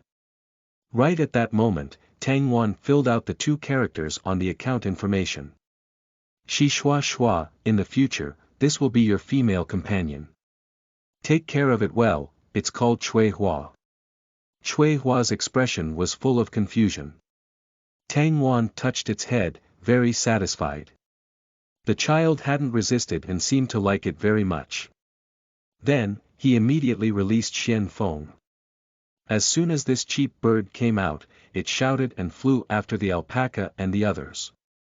I'm going to poop on your head. Poop. Poop. Tang Wan pursed his lips. He didn't know if the bird knew what it was saying. If it understood, the child would absolutely need some refinement. It was too smart, but didn't have good intentions. As they say, everything has a weakness. Tang Wan felt that he needed to buy a big parrot in order to control Xian Feng and its nonsense-spewing mouth. As a result, Tang Wan bought a hyacinth macaw. It was said to be the largest parrot in his original world. It could grow to more than 100 centimeters in length, weigh 1.7 kilograms, have a wingspan of 1.5 meters, and live for 60 years. This kind of parrot had beautiful and vibrant blue feathers, nearing an azure color. The most amazing thing was that the bird's beak was so hard that it helped the parrot to crack open nuts. Tang Wan felt that if he bought this bird, then Xian Feng would absolutely become well behaved. When the parrot appeared in front of him, Tang Wan went silent. It was so small. Like a child's stature. Why was it that he could choose adult cats, but not birds? How could it shake Xian Feng? He had already bought it, so he couldn't return it. Tang Wan held the bird in the palm of his hand, looking at it from each side. Satisfied, he rubbed the top of the little bird's head. So beautiful. Generally, the area surrounding a parrot's eyes were white or featherless, allowing the skin to be seen. This parrot's entire body was covered in beautiful feathers. No matter how you looked at it, it was handsome. At this time, Xian Feng also saw the bird in Tang Wan's hands, looking like it had seen a love rival. Xian Feng flapped its wings and flew over, landing on Tang Wan's shoulder. It cocked its head and sized up the new bird. It felt that the bird was about the same size as itself. It immediately acted aggressive, using its wing to press on the newcomer's head. Call me daddy. Tang Wan was speechless. He really wanted to tell this silly bird that if it let the new bird call it daddy now, a month later, you'll be calling it daddy. Xian Feng apparently did not know that the bird was just a child. It pressed its head with a wing again, making the other call it daddy. Call me daddy. Smash. Call me daddy. Tang Wan put the little parrot down, letting it play with Xian Feng. He needed to give a name to the child. Call it Hong Lu then. In the future, there could be Hong Chi, Hong Ba, and Jian 21. Now, Hong Lu had joined the forces of Tang Wan's Meng pet army. Seeing the alpaca all act unrestrained, as if there was nothing but an ocean and sea spray in its heart, Tang Wan felt that he should pair it with a sheepdog, followed by a husky. He'd name it Guan Li Yuan. Pressing his luck like this, would it set the house on fire? Just as he was wondering if he should buy it now, Lin Bo led a young man into the garden and approached Tang Wan. He smiled and asked. I heard that you were going out tomorrow. Tang Wan put away the system and laughed, asking. Yes, Zong, he told you. Lin Bo smiled and touched his beard. Correct, the marshal would be anxious if you went out alone, and I'm too old to follow you around. He specially found somebody mobile, his name is Ji Yen. In the future, he will follow you and be your personal retainer. Tang Wan looked at the young man behind Lin Bo. He looked like he was in his early 20s, wasn't too tall, and had a face full of obedience. But for Lin Bo to arrange for him to be his retainer, he must be a very capable person. In order for him to feel relaxed in his home, Tang Wan smiled and extended his hand to the other. He politely said, "Hello, I will be troubling you in the future." Ji Yan stared at him, stunned, and with his face flushed. He bowed to the other, embarrassed, "You're too polite, it is my honor." Tang Wan sadly retracted his hand, his lips curving up. "It's you who is too polite." Tang Wan confirmed with Lin Bo, "So in the future, Ji Yan will follow me around." "Yes, if it is to your satisfaction, he will always serve by your side." Tang Wan laughed and giving no chance for him to explain, pulled Ji Yan's hand and shook it vigorously. "Please take care of me in the future. We must follow this with a serious meeting ceremony. I will be requesting a lot from you in the future. Raising cats, dogs, and fish, bathing Shi Shua Shua, and giving the alpaca a haircut. If he wanted to raise lions, tigers, and wolves in the future, he'd have to take them out for exercise every day. He didn't need to get several dogs immediately, but he needed someone to prevent the home from falling apart." Ji Yan's arrival was perfect, solving all of his problems.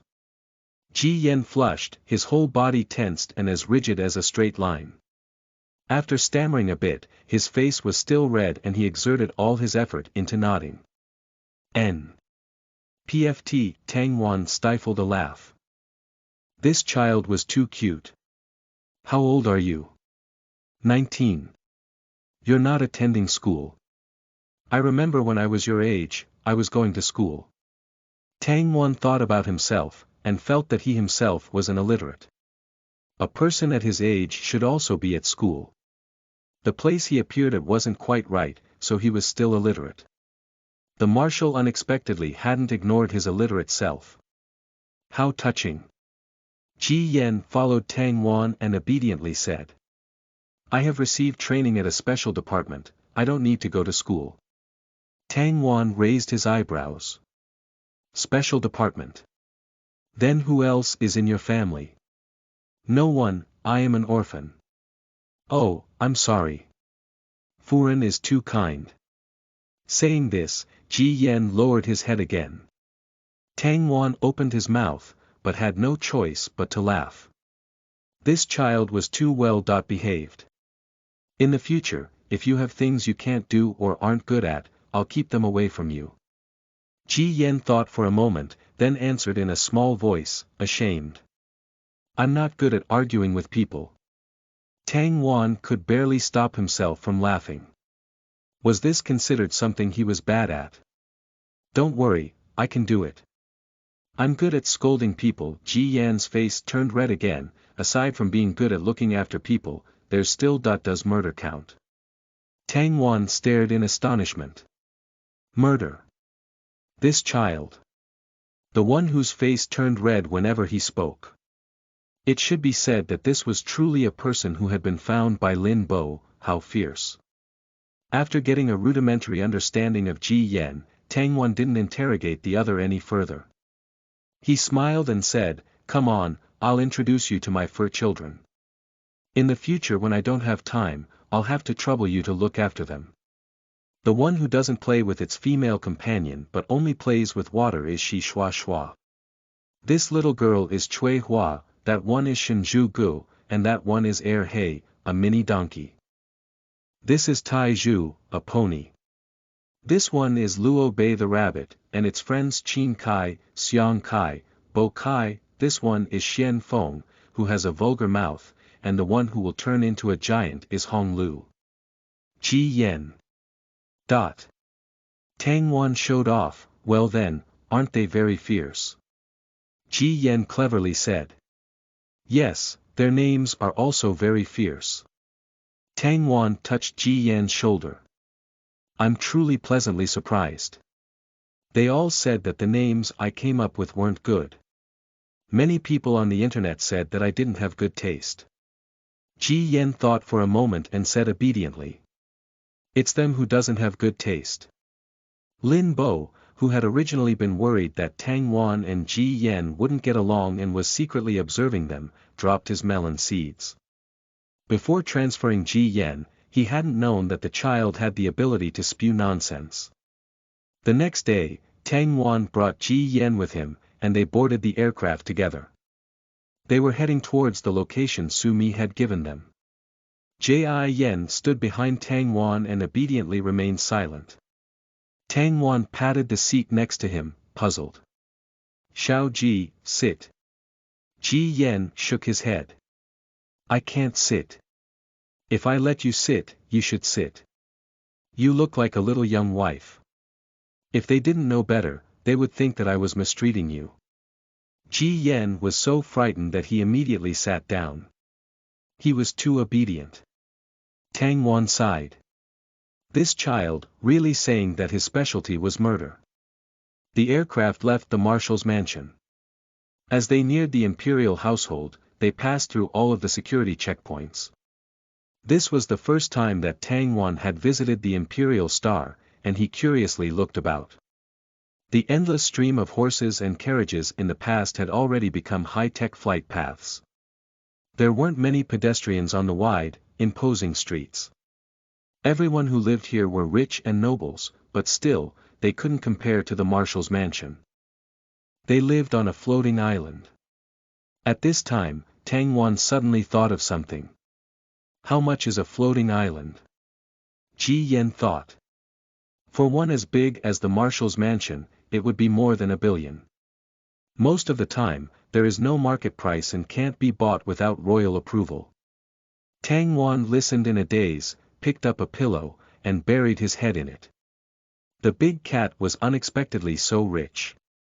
And he had talked big, bragging to the other and saying that he was enough of a man to raise him. Raise an egg. He didn't make enough money for even a single strand of the other's fur, no wonder he had been so unperturbed and only replied with an "n" and not a "pa." It was a testament to the mutual affection between a husband and wife. Throughout the whole journey, Tang Wan regretted running his mouth and flushed shamefully. He didn't know what Ji Yan was thinking when he comforted Tang Wan. Calm down a bit, the feelings between Furen and the marshal are very good. Tang Wan. Luo Bingjun and Su Mi had arrived at the meeting point ahead of schedule. When they saw Tang Wan showing his face from the aircraft window, they greeted him. Su Mi smiled and waved. Then he turned and seriously warned Luo Bingjun, his aircraft isn't one that normal people can sit in. It's for military use, but even those with military rank can't use it. When he landed just now, nobody dared to stop and search him. His identity isn't simple. Have some sense, don't ramble. Luo Bingjun stood up and tidied his clothes. Relax, I'm not that kind of beast. I'm a person. Su Mi was speechless. What kind of nonsensical reason was that? Hey! Where are you going? Luo Bingjun had arrived at the entrance of the aircraft. I'll freeload on the aircraft to see what it's like to not go through the security checkpoints. Su Mi was so angry that he almost jumped up and kicked him. When he thought of his ancestor's other identity, he could only endure. He finally choked out. Have some face. I've only had Ji Yan for half a day, but if anything happens to him, I'll kill everyone in the room and then myself, Omega, also. Look at this wonderful fan art by Jaisen. Chapter 36. When I take it out, it'll be so cute that you'll spit milk. You are listening at novelfull.audio. Translator. Callous Editor. Walker Tang Wan calmly looked at the big star standing in front of the aircraft. What does Mr. Luo mean? Luo Bingjun sat down opposite of Tang Wan and smiled. I feel that your aircraft is much safer than mine. I came up to steal a seat.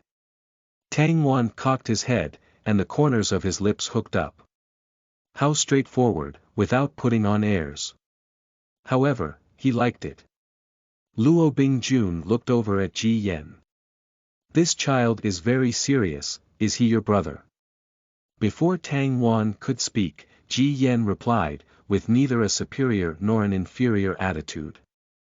I'm just Furan's retainer, Ji Yan. Luo Bingjun, a star and idol, dabbling in singing, filming, dubbing, and other fields. His real identity is as a part of the empire's elite, Duke Luo Mingxian's second young master. He should be careful when associating with Furan. The Luo family's people are very considerate. Tang Wan stared at Luo Bingjun, who was equally as stunned. Then he took another serious look at Ji Yan, who had become a little information expert. Was everything he said correct? Luo Bingjun didn't know whether to laugh or cry, but nodded. All correct. I won't hide it from you, so we're even. Don't tell others who I am, and I won't reveal your information to other people, all right. Tang Wan beamed, you can give me a few more autographs. Luo Bingjun could only agree, mumbling to himself. I made a loss freeloading this time. However, from the little retainer's words, Tang Wan's status was higher than his own family's. The other had said, the Luo family. For him to have a higher status, he could be military personnel. After flipping through and searching the whole empire, it was obvious who Tang Wan was. As soon as Ji Yan saw that the other had understood what he meant, he didn't say any more. His original intention of letting the other know whose person Furan is, was achieved. Luo Bingjun was also a smart man. He didn't try to deny his identity. After the aircraft was set in motion, he asked with interest. With your summoning ability, how many creatures can you summon at once? I can only summon 10 plants at once, really too little. Plants. Tang Wan's interest was also piqued, what can you summon? A small sprout with large leaves appeared in Luo Bingjun's palms. The plants are small when they're first summoned. They need to be slowly raised and can only be used when grown. Tang Wan was curious. Then can the plants you summon be eaten? Yes. But the poisonous ones can't be eaten, and there are some that are specially used for combat. Can the creatures you summon be eaten? That I guess, but I'm against eating them. Saying this, Tang Wan had a sudden flash of inspiration and smacked his thigh. That's right. Why don't I buy a fish to eat? The fish I have now are too large and their meat is too old, it wouldn't taste good. Luo Bingjun smacked his lips, his handsome face full of anticipation, I also want to eat Earth's fish. Tang Wan. #K2026, #K2026, this elder brother's face wasn't thick at all. The other's face was very similar to his friend's, but his character wasn't the same at all. Tang Wan sympathized with his childhood friend. If the King of Heaven surnamed Luo really was his descendant, then he really was sorry. If it wasn't cross-breeding, then it was a mutation. Very well then, I'll invite you to eat some fish. Can you summon a pot of vegetables for me? Tang Wan gave a wide smile and talked about his requirements. Businessmen wouldn't suffer losses. Luo Bingjun raised his guard and asked. What do you want? My agent will really kill me. Tang Wan laughed, I just want a pot of catnip. He'd put the catnip in his home and let De Zhuang roll around in it, and then give it to Zhong He to sniff. He wanted to see if the cat would reveal a drunken expression. However, Luo Bingjun's face remained blank. Catnip, what's that? Tang Wan shot him a disappointed glance, stupid to death. As a summoner of plants, he didn't know what catnip was. Catnip, also called camphor and catmint, is a favorite of the feline family. Go back and research it. Luo Bingjun felt that he was truly uncultured. Tang Wan had already opened the topic, saying that if he couldn't produce the catnip, he would stop cooperating with him. So, they settled for the next best thing. Then you can give me a tree peony. Looking at it can bring riches, glory, and splendor. Luo Bingjun's face was still blank, he didn't know what a peony was either. This time, even Ji Yan's gaze towards him had changed. Uncultured, what a pity. Tang Wan sighed. Then give me a crab. Apple tree. Looking at it, you can become beautiful and generous. Luo Bingjun was anxious. Can you name a plant that I know? Tang Wan's face was expressionless. Then give me a pot of foxtail grass. Foxtail grass was difficult to kill. He had once traveled all over the country. Whenever he saw it, he would be reminded of his home. This time, Luo Bingjun wasn't at a loss. He was excited to summon the plant for Tang Wan. I can give, however much you want. I can summon that much. If it isn't enough, I can grow more. Tang Wan raised his eyebrows. This was a man with talent. If he could go to Earth one day, he'd bring this older brother to grow grass. He just didn't know how much this big star wanted to be paid. Tang Wan was amused by his own idea. Holding the plant in his hands, the smile on his face gradually faded. Although he didn't have much nostalgia for that family, he was a bit homesick now. With the plant, Tang Wan felt that the current him was a fool who wouldn't raise anyone's concerns. At this time, the other asked him. What about your cat? Do we need to get acquainted beforehand? Tang Wan came back to his senses, and his face suddenly revealed a proud expression, bold revealing. When I take it out, it'll be so cute that you'll spit milk. Tang Wan directly released Mulan, holding the 20-pound girl in his arms. With a body full of elegant, long fur, soft and smooth, and rubbing against his face, the feeling could immediately cure all heartache. Look! Isn't it beautiful? Isn't it pretty? Tang rubbed against the little lady, and simultaneously enjoyed it rubbing back against him. Still, he didn't forget to provoke Luo Bingjun. They were both summoners, why can't you do it? When a lie had been told for too many times, even Tang Wan quickly took it as the truth. He regarded himself as a summoner, and it was so fantastic that if wings were plugged in, then he would be able to fly. Luo Bingjun's eyes went red, his foolish face fixated on the cat in Tang Wan's arms. My God! A real cat! Alive! Really alive! Tang Wan loftily rolled his eyes. Wasn't that nonsense? All of his cats were alive. So a cat actually looks like this, too beautiful. This fur. These paw pads. Luo Bingjun couldn't help but send a video call to Sumi. Demi, look quickly, a cat. A real cat. Looking at this stranger pointing a camera lens at it, Mulan quickly used its paws to push it away, its face indignant. Luo Bingjun was so happy that he quickly cried, Demi. It used its soft paw pads to touch me. After a few moments of surprise, Sumi's eyebrows were furrowed. That's because it wants to hit you, are you stupid? Tang Wan was in an excellent mood, and he coaxed the little lady, Mulan. In a moment, this odd uncle wants to carry you and take some photos. Let him carry you, alright. Be obedient, daddy is here. Luo Bingjun's face was full of anticipation, he wanted to carry it now. Tang Wan rubbed Mulan's head, smoothing out his baby's fur. Only seeing that it didn't resist, he said to Luo Bingjun, you can touch Mulan for a little bit. I already spoke with it, Mulan is very sensible and won't hit you. Face full of excitement, Luo Bingjun received Mulan, holding it in both hands as if he was holding a fragile national treasure. From Mulan's eyes, the dislike was even more evident, but the child was quite obedient. Except for beating up Meng pets, it wouldn't raise its claws against people. Tang Wan gently rubbed Mulan's head and smoothed out the little lady's fur. He only needed Mulan to cooperate, and Jin Xiaopeng wouldn't have a problem. That one was a foolish child, if you gave it some delicious food, you would be able to coax it.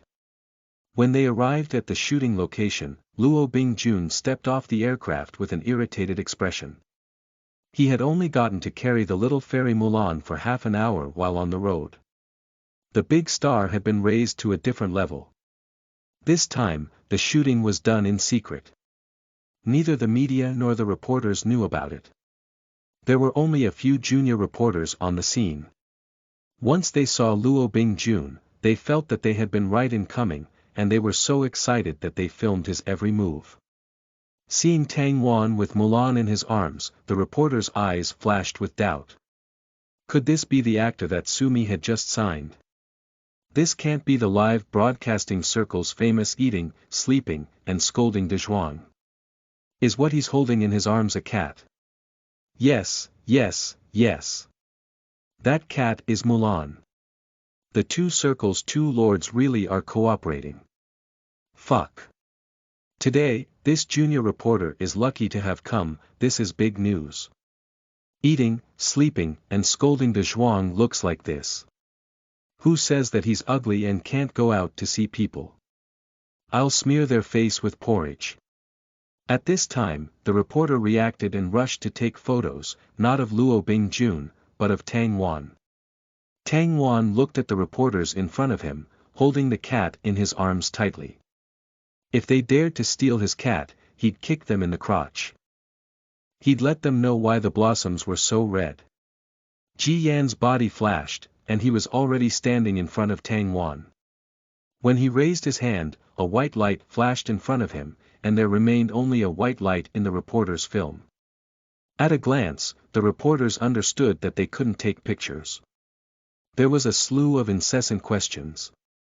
Are you eating, sleeping, and scolding de Zhuang? The owner of Earth's Meng Pets Broadcasting Studio. Is your surname Tang? Why won't you allow pictures? Why don't you tell the public what you look like? Is there any special reason? When Tang Wan saw that these people didn't intend to steal his cat, a pair of shallow dimples appeared on his face and he looked friendlier, smiling. No, I'm just not good at handling the media, and I don't want people to disturb my private life. I don't want to be surrounded when I go out for a walk, so please don't take pictures. Tang Wan pitifully looked at the reporters, holding Mulan's paw and shaking it. The reporters weren't old, and their hearts were turned over by the cuteness. Whether they were looking at Tang Wan's beauty or the cute cat, they all obeyed him and wouldn't take pictures. One reporter gave him face and quickly switched off his camera. Tang Wan continued to wave around Mulan's paw at the reporters who hadn't put their cameras away. The remaining reporters' faces were full of helplessness, but they put their cameras away. Alright, since your looks are so good, what you say goes. After closing their cameras, the reporters finally noticed that it was as if they had drunk Mi Hun Tang. It was such good material, but they couldn't report it. At this time, Ji Yan looked at the reporter standing the furthest away and pointed at him, please turn off the concealed camera. My family's Furan already said that he doesn't want to be photographed. When Ji Yan stood behind Tang Wan, he was wordless and silent, and his temperament weak, like a purse-carrying little miss. Now that his gaze was fixed on one person, only that person could feel the threat in his eyes. Ji Yan was also of Asian descent, and his eyes were dark and deep. When he looked at people indifferently, they would feel as if their souls had been sucked in. The reporter shuddered in fear and quickly turned off the concealed camera. After the camera was turned off, he found that everyone was looking at him, and his face quickly showed a bit of shame. He weakly scoffed, indeed, the empire has the freedom of speech, and the media are the eyes of the empire's common people. Why can't pictures be taken? Ji Yan replied coldly. Because your status isn't high enough. There were also regulations in the empire. Those who could take pictures of nobles were senior experienced reporters. For reporters with the credentials, even if Tang Wan was a royal, it would be okay. However, for ordinary reporters, they didn't have the right to take pictures. From this sentence, many experienced people figured out that Tang Wan's identity was not simple. It would be better to avoid unnecessary trouble. If he didn't want them to take pictures, then they wouldn't. The reporter that had just spoken up had a sour look on his face and withdrew into the crowd, no longer taking any pictures. At this time, Sumi came out to pick up Tang Wan himself. Why have you stopped here? I've already set things up inside, and Luo Bingjun had already changed his outfit. We're waiting for you. Tang Wan smiled apologetically at the reporters and followed Sumi. After the little reporter furiously left, he saw a sloppy-looking youth wandering around. A plan formed in his head and a sneer pulled at the corner of his mouth and craftily called out. "Young fellow, come and help me a bit. I'll give you 1,000 star coins, how about it? Sorry for the delay. If you follow CG's Discord, then you'll know that I had a bunch of midterms. I'll try to make it up with extra chapters, but I also have term project demos and a hackathon this weekend, so I'll try my best." Chapter 37. Someone Stole My Cat. You are listening at novelfull.audio. Translator. Callous Editor. Walker. After Tang Wan entered, the reporters began to write their drafts one after the other. "You said that you wouldn't let us take pictures of your face, but nothing about not writing articles. Mysterious Meng Pet host eating, sleeping, and scolding De Zhuang and Heavenly King Luo Bingjun are currently cooperating together in the third movie and film studio. This time, there's a cat. A cat. A cat." There was also another shocking thing. Eating, sleeping, and scolding De Zhuang isn't ugly at all. On the contrary, his attractiveness index wouldn't lose to the entertainment circle's popular stars. Ultra, good, looking. After this kind of news was sent out, Tang Wan's Weibo bustled with noise and excitement. "Why do they know what you look like but we don't? Is there still a little love for the fans? I want to go to the set. I want to stop him. Take me with you. If you have the ability to come out, do you have the ability to show us a little? You dare to show yourself? You wouldn't dare, I know it." Tang Wan didn't have time to check his Weibo. He was focusing on teaching Mulan how to cooperate with Luo Bingjun. After talking to Mulan, he spoke with Luo Bingjun. "You have to conform to the cat, you can't let the cat conform to you. Your IQ is higher." Luo Bingjun looked at Mulan with a foolish face, not knowing where to put his hands and feet. After hearing what Tang Wan said, he felt that his reasoning was sound. "My IQ is only enough to transplant rice seedlings." Su Mi's expression darkened. He just wanted to kill him. "Don't joke around. Be a little more serious." Luo Bingjun felt wronged. "When was I not serious?" Su Mi's heart was exhausted. "After this, I'll give you a vacation so you can play around to your heart's content." Then he looked at the big star's expression, which had returned to being serious. "Alright, I'll remember what you said today. Tang Wan, I'll find the time to seek you out and play games with you." Tang Wan. It was a trick. They were all tricks. Mulan's gaze towards Luo Bingjun had always been very disdaining, and Tang Wan could only try and call out. "Little lady, look at me." Just when Mulan turned its head and looked at Daddy Tang, its eyes were bright and its expression was sweet. The cameraman quickly took the photo. When Mulan looked back at Luo Bingjun, its eyes once again recovered the look of contempt. The expression was blank, uninterested. "You're so annoying, smelly man, don't touch me, let me crawl a little further away from you." There were many celebrities shooting at this studio who had heard that there was a cat there, a kind of species that had gone extinct. More and more people gathered around to watch. Once they saw Mulan's sweet expression, beautiful and smooth fur, and that pair of big, sky-blue eyes, they excitedly took photos. Of course, there were also some people who were curious about Tang Wan, and there were people that pointed their cameras towards him. Tang Wan's eyebrows furrowed. They were still more coming. At this time, Ji Yen took a softly packaged box from his pocket and handed it to Tang Wan. Surprisingly, it was a surgical mask. Tang Wan laughed and accepted it, praising. "Do you have Doraemon's pocket? Whatever I need, you can pull out." Ji Yen didn't understand what a Doraemon was, but he could tell that Tang Wan was praising him. His face flushed again. Tang Wan tisked twice. If someone didn't know better, they'd think that he was a rogue, taking advantage of the neighboring household's younger brother. After shooting for half an hour, Tang Wan saw that Mulan, who was encircled by a group of people, was already a little fidgety, so he wanted to discuss with Sumi, should we take a break? With so many people watching, Mulan is starting to become a little upset. Seeing Mulan look like this when it was supposed to be sweet and cute, Sumi immediately waved his hand at the cameraman. Let's stop and take a break. Luo Bingjun carried Mulan over to Tang Wan and whispered. Why do I feel like the little fairy's gaze towards me has become even more resentful? Cats aren't dogs, it will be scared when surrounded by so many people. Besides, there's no soundproofing here. With everyone shouting how beautiful it is and taking pictures, not venting its temper is already considered very sensible. Tang Wan carefully picked up the little lady and smoothed out the fur on its head. Mulan's mood became more stable, and it lay on Tang Wan's shoulder delicately acting spoiled. Tang Wan couldn't help but press 7 or 8 kisses to its head.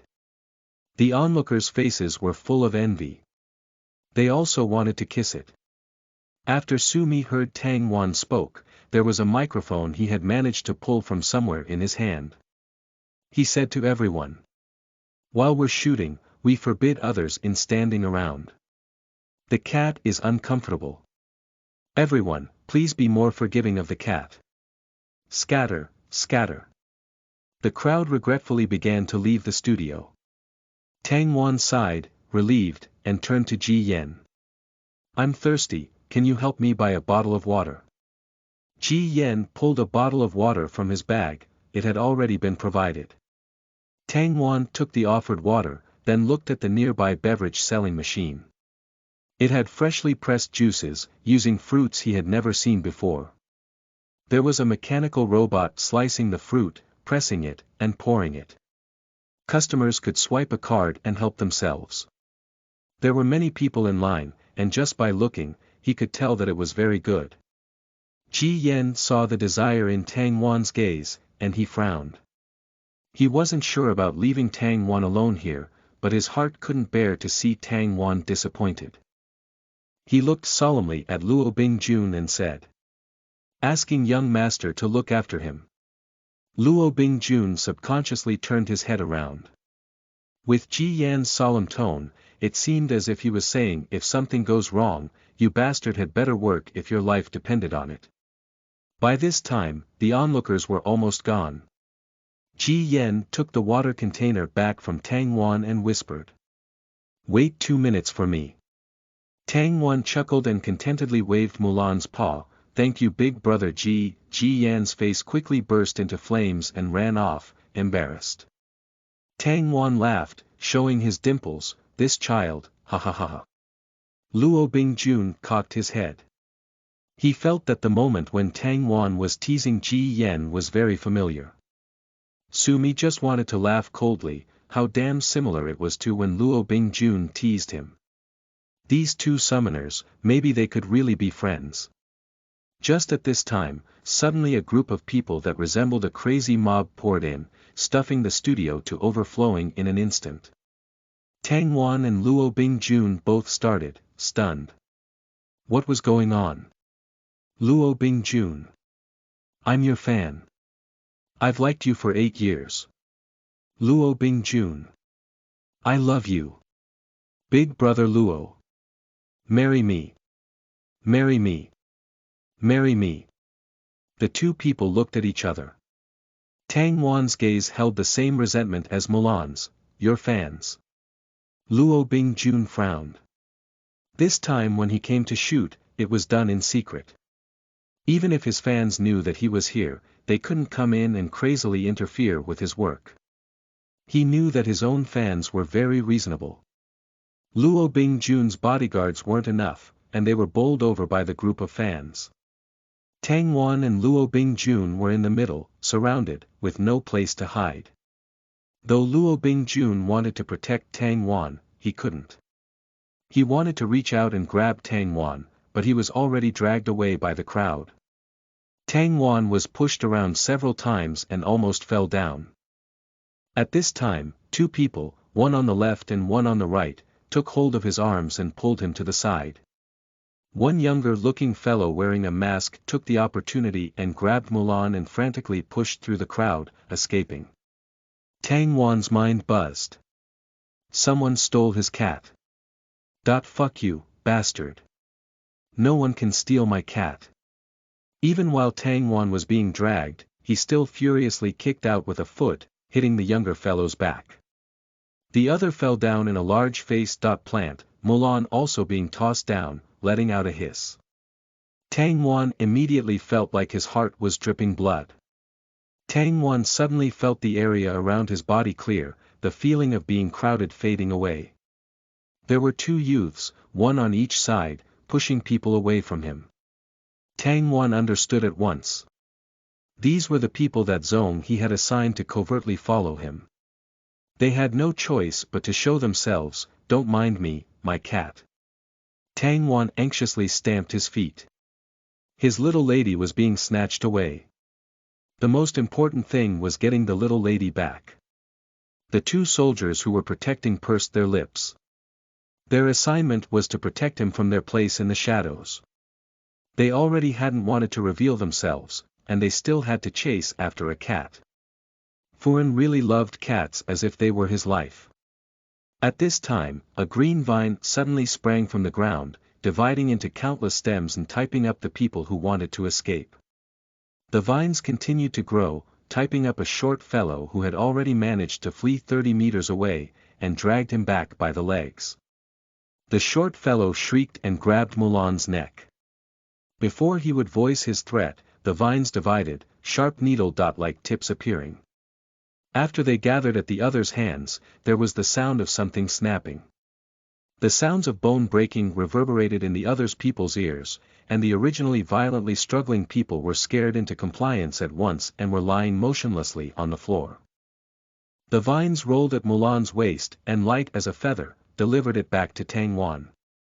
With the little lady lost, then recovered, Tang Wan shakily carried it and raised his head. The vine typing up the short fellow trembled, and his whole body was lifted up into the air, then dropped right in front of him. Tang Wan nervously retreated a step. At this time, a foot landed on the other's head. Ji Yen. Tang Wan looked at the young man, who resembled a murderous god, with wide eyes. Ji Yan's gaze was frigid. Ji Yen handed the drink to Tang Wan and said guiltily. I'm sorry. I've let you become startled, please punish me.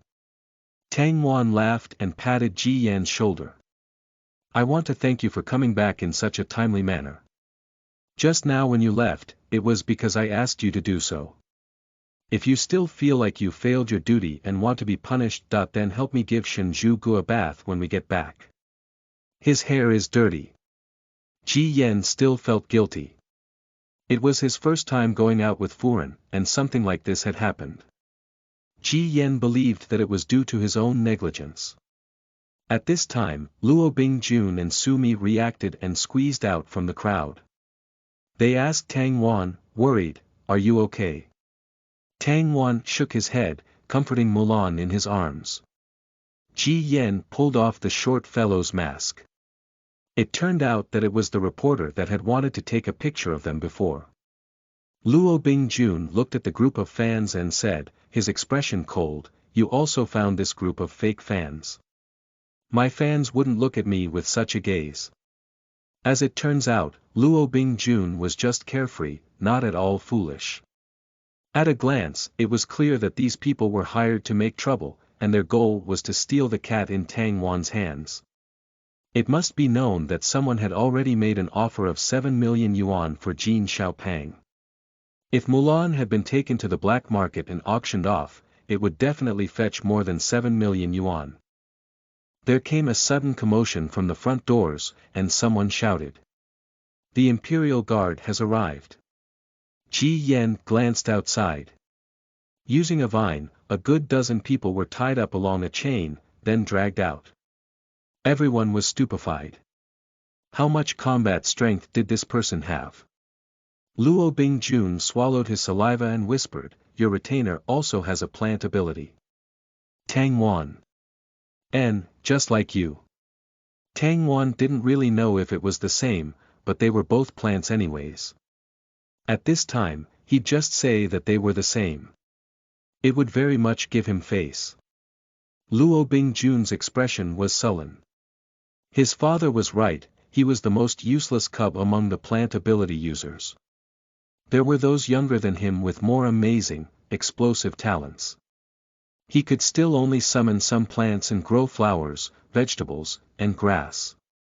The Imperial Guards captured the short reporter for committing theft, and the other accomplices were all brought back for punishment. At that time, they were going to get an appraisal for how much Mulan could sell for, then turn the short reporter in. All of a sudden, a staff member that had stood by and watched the whole ordeal angrily said, "Aren't they foolish? How could they steal a cat that was summoned? Right. Who would dare buy it if it was stolen? It has its master's spiritual mark on it. The master can recall it at any time, unless the master erased traces of it. It's considered a protected species. IQ not enough to even plant seedlings." Hearing this, Luo Bingjun asked Tang Wan curiously. "Right, why didn't you just directly summon it back?" Tang Wan paused, "That I was worried and forgot." The people around him wordlessly stared at him. He had forgotten his own ability. Tang Wan buried his face in the little lady's fur, embarrassed. He had never tried to use the system to remotely recall his Meng pets. As it was the first time he had encountered such a situation, he had honestly never thought of this function. This event also allowed Tang Wan to understand how much greed could be stirred up by the value of the rare animals. Tang Wan carried Mulan, whose mood had already calmed down, and said to Sumi, "Let's change the way the photos are taken. Don't let any other people see. If Mulan doesn't want to cooperate, then we'll switch to Jin Xiaopeng to make up for it. I'll call all the other animals out, you can pick." Luo Bingjun raised his hand. "I was thinking that I wanted an alpaca." Tang Wan. This is a brother with very heavy tastes. When will Zong he return from exile? B. Chapter 38. Priceless Wedding Ring. You are listening at novelfull.audio. Translator. Callous Editor. Walker. At this time, Luo Bingjun's manager said, "I heard that Studio 6 was empty and sealed off. Its condition is appropriate, so should I rent it instead?" "Then hurry." Sumi didn't speak any more nonsense. If Tang Wan asked for a change, then they'd change. When they arrived and Tang Wan glanced around, Tang Wan nodded in satisfaction. After the studio doors were closed, no one could see them. Luo Bingjun changed his outfit again. Seeing Tang Wan still carrying and coaxing Mulan, he moved closer and stroked Mulan's back, wanting to coax it as well. Unexpected, Mulan immediately bared its teeth and looked extremely impatient, even like it wanted to bite him. Luo Bingjun was so startled that he immediately pulled his hand back. "It's really frightening."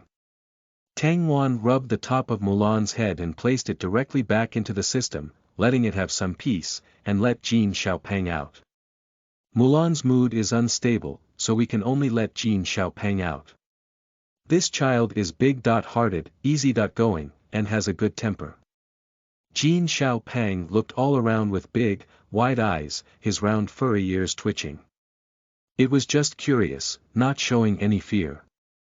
Tang Wan ran his hand along its back twice.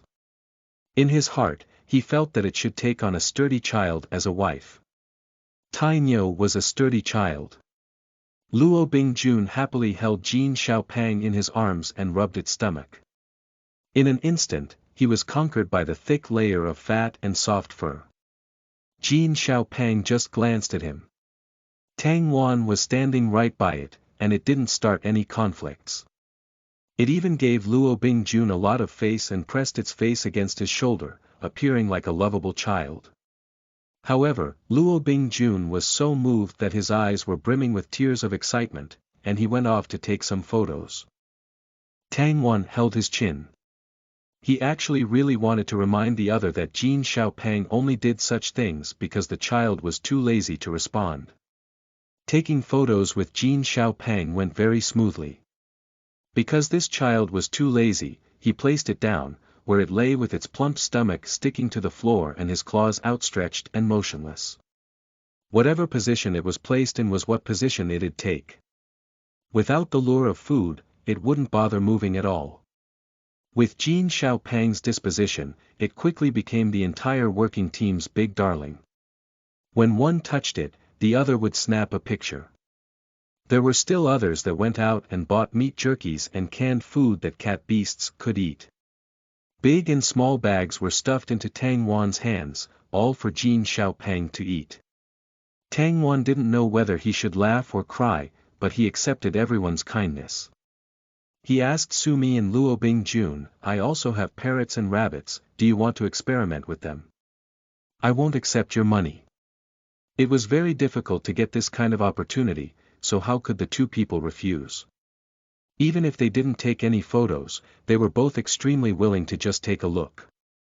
Luo Bingjun pressed on Tang Wan's shoulders with both hands and solemnly assured him. "In the future, we will be brothers. Let's become mutuals on Weibo. If I have a bowl of rice, then you'll have one as well. My father is your father, and my fans are your fans. If you're being bullied, I'll help beat them up for you. Please bring your Meng pets out. Bring them out and let me pet them." Tang Wan was irked. That last sentence was the main point. Did this brother have any integrity? Aside from Mulan, all the other pets Tang Wan had raised were especially friendly. Whoever had milk would be recognized as their mother. If you fed them, they'd play with you. As soon as Xian Feng came out, "Little big brother, a kiss." Mua. The staff members all applauded, one after another. Even Sumi thought it was cute and fancily praised. Whose family's child is this? So young but still knows how to tease. Tang Wan really didn't want to say, "my family's." Finally, under Luo Bingjun's bright and eager gaze, Tang Wan released Shenju Gu. Shenju Gu had recently become chubby and his hair was fluffy, so at first glance, it seemed like it had a double chin. Luo Bingjun thought that this kind of furry creature shouldn't have a bad temper, and went up to it and neared its neck. Shenju Gu looked at him curiously, and towards this big star's face. Tue. Tang Wan. In the end, Heavenly King Luo declined to take a picture with Shenju Gu. With one Tue, it had become the eternal shadow in Heavenly King Luo's heart. At this time, in the Empire's royal auction house, the largest one in the Empire, the goods that were naturally priceless, as the auction house was labeled with the word royal. The head of the auction house carried a gift box with expensive packaging towards the VIP room. He took a deep breath, then rang the doorbell. From inside, there came an indifferent voice. "Come in." The head turned pale and pushed open the door. He solemnly placed the gift box on the table. "Marshal, this is the item you requested." He never thought that he'd be able to see Marshal Zhong He. The marshal had come to retrieve this ring. Zhong He opened the box and the corners of his lips curved up, satisfied. It was a pair of rings. They had originated 200 years ago as posthumous work from the galaxy's unparalleled jewelry designer, Master Yuan Zibing. It was said that after the rings were designed, he went searching for a person to make them. It had taken 10 years. Unfortunately, Master Yuan Zibing passed away before he could find a person for the rings. The pair of rings were displayed in the Imperial Jewelry Exhibition Hall as a national treasure. This time, the rings could have been taken to the auction house because Zhong He had sought out his elder cousin, the Emperor, who allowed them to be put up for auction. He didn't want to take advantage of the royal family and so, he hid his identity. He would have them no matter how much it cost. So, the diamond rings had cost 1.3 billion yuan. In any case, his father had left him a large inheritance. He wasn't distressed at all to spend money on his partner. What was extraordinary about the rings were not only was their fine craftsmanship, but the blue crystal a centimeter in diameter in the middle. It resembled the earth that Tang Wan liked, the earth from 1,000 years ago where it was still bursting with vitality. Using the naked eye, the lively water-blue planet and the rough silhouette of the terrain could be seen. With a closer look, glacial mountains, rivers, and even a long wall were present. It was said that it was the Great Wall constructed during ancient times. Like this, the beautiful design that rivaled nature determined the ring's value.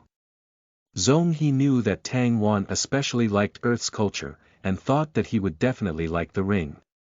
So, no matter how much it would cost, he must obtain it. Lin Bo looked at it and his heart hurt. If the Duke knew that you spent so much money to buy the rings. Zhong He calmly told him. He would happily pop out of his coffin, since the Zhong family wouldn't die without descendants. Lin Bo was speechless. No wonder Furen said that his family's marshal had a stinky disposition and rotten temper. The words he said weren't good to hear, there were times when it really wasn't good to hear. After remaining silent for a while, Lin Bo consoled. He would still love you very much. Zhong He put the box away. I don't feel that he was bad, but I don't have many memories of him. It was you who raised me, hence in my heart, you are my father. Lin Bo's smiling expression clearly cracked, and he emotionally said. Don't say such a thing again, wouldn't it stimulate me in my old age? Zhong He couldn't help but laugh. The old fellow's heart was very clear. People. The hypocrisy. Lin Bo reminded him, if Furen wears this ring on his finger, it will cause waves, especially during his live broadcasts. Zhong He unyieldingly hummed, it was precisely because he wanted everyone to know. Lin Bo restrained himself from laughing. Furen really is a good child. Your natures complement each other. Except for the trouble that might arise from his identity, everything else is good. Zhong He narrowed his eyes. In an overbearing manner, he said. Who would care? Identity, it counted as much as a fart. After the rings were auctioned off, the internet had boiled over. Who spent 1.3 billion to buy the national treasures? Some said that it was a high-ranking noble, and others said that it was a rich businessman. In other words, those who didn't have a family legacy couldn't possibly afford it. Everyone was talking about where the person who had bought them would place them. Would it be passed down as a family heirloom or would it be displayed for people to admire? The marshal expressed. Neither. He was going to put the ring on his partner's finger so that everyone could see it. After restlessly tossing for a day, Tang Wan finished the shooting. He looked at the unedited pictures. If he didn't look at the handsome brother Luo Bingjun and only looked at his family's fur children, he would find that each one of them surpassed the former in cuteness. Tang Wan and Su Mi were both very satisfied. When they parted, Su Mi gratefully shook Tang Wan's hand and promised. When the moment comes, there will definitely be a lot of publicity. Tang Wan politely said. Thank you very much. Dealing with smart people was truly convenient. When he returned home, Tang Wan didn't return upstairs, but lay on the big sofa in the hall. He'd take a break first, then deal with things later. Zhong He came down from upstairs and sat down beside Tang Wan, watching him attentively with bright eyes. Tang Wan subconsciously hugged the long pillow. When you look at people with your golden cat's eyes, it's like you're looking at prey. In your heart, do you not know how frightful it is? If Tang Wan hadn't said it, then it'd still be okay. However, after Tang Wan finished speaking, Zhong He moved his face closer and he jumped in surprise. He instinctively raised the pillow he was hugging and pushed it into the marshal's face. If you have something to say, then say it. What are you coming near me for? You still have so much confidence after committing an act of domestic violence against me. Who committed domestic violence? You. Tang Wan looked at the soft pillow in his hands. What kind of domestic violence was this? At this time, there was a slightly cool feeling on his forehead. Tang Wan lifted his gaze. Zhong He was pinching something that he had pasted directly to his forehead. Tang Wan blinked and asked curiously. What? You didn't catch a bug to scare me, did you? I'm telling you, I'm especially courageous. I'm brave enough to eat it, don't you believe me? Zhong He knew that Tang Wan deliberately tried to disgust him, but he was actually disgusted.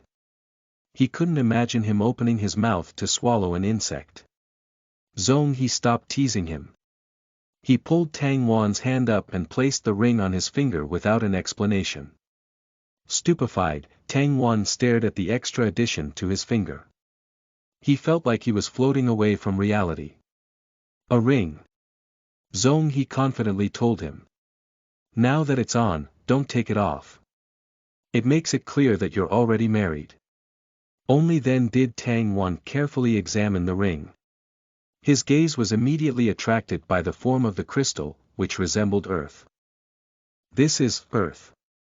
The outer edge was a silvery white color, but he couldn't determine what metal it was made of. It seemed a bit like platinum, and its light color complemented the beauty of the big inlaid crystal. To his surprise, it was incredibly lifelike, the same as the 3D satellite images that were taken of the Earth during his era. Tang Wan was stunned, and he gently touched the crystal. His eyes were a little heated. It must have cost a lot of money to make this ring. Zhong He opened the terminal's magnifying function and enlarged it for him. Tang Wan could see the Great Wall with a glance. His eyes grew warm again, and he couldn't stop his tears. Earth was something that he was still attached to, and was a restraint from his past. He had never thought that Zhong He, this iron-willed, unyielding man, would be so meticulous and considerate. To his surprise, he knew what he liked and even made such a ring for him. Thank you, I like it very much.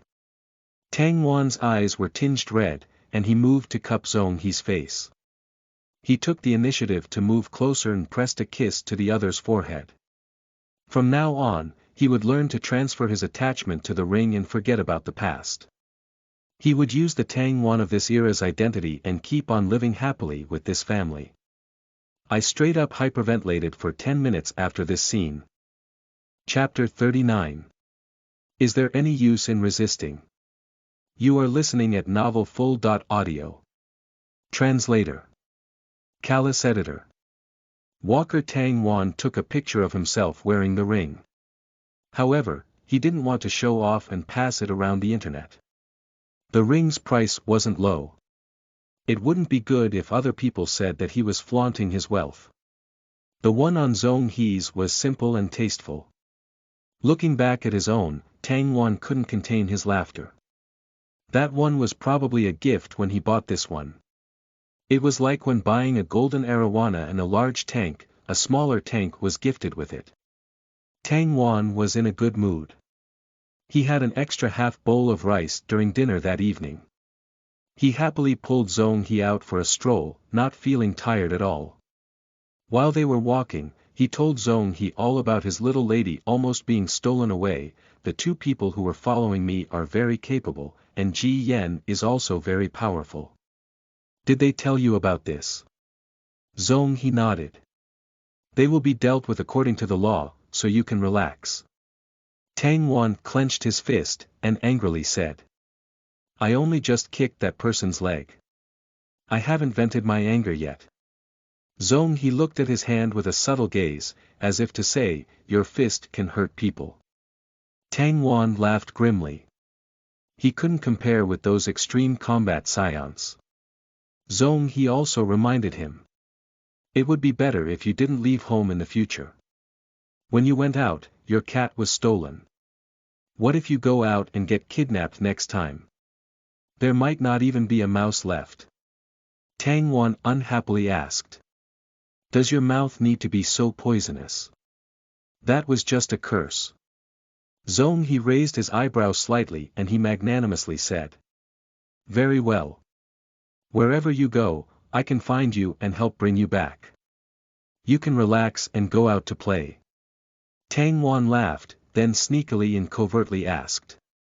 So you're still worried that I would leave? We didn't know each other before, how were you so good to me the moment you woke up? What did you like about me? Zhong He looked at him, frowned, and remained silent for a moment. You were married to me. If you left, would I have any face left?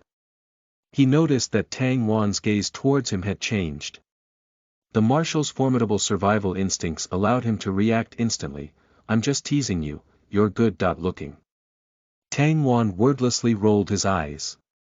He sounded like an unscrupulous rogue. If he truly was so superficial, the marshal wouldn't have remained single until now. Forget it, he's considering it. Love at first sight. Having been matched with a large cat, this life was perfect. After they reached Tang Wan's goal of 100 steps after dinner, the pair went back to rest. When they quickly reached the door, He suddenly reminded him. No one has different types of abilities, so just use your summoning ability. Don't use your healing ability in front of others. Tang Wan's footsteps paused and he stiffly turned around.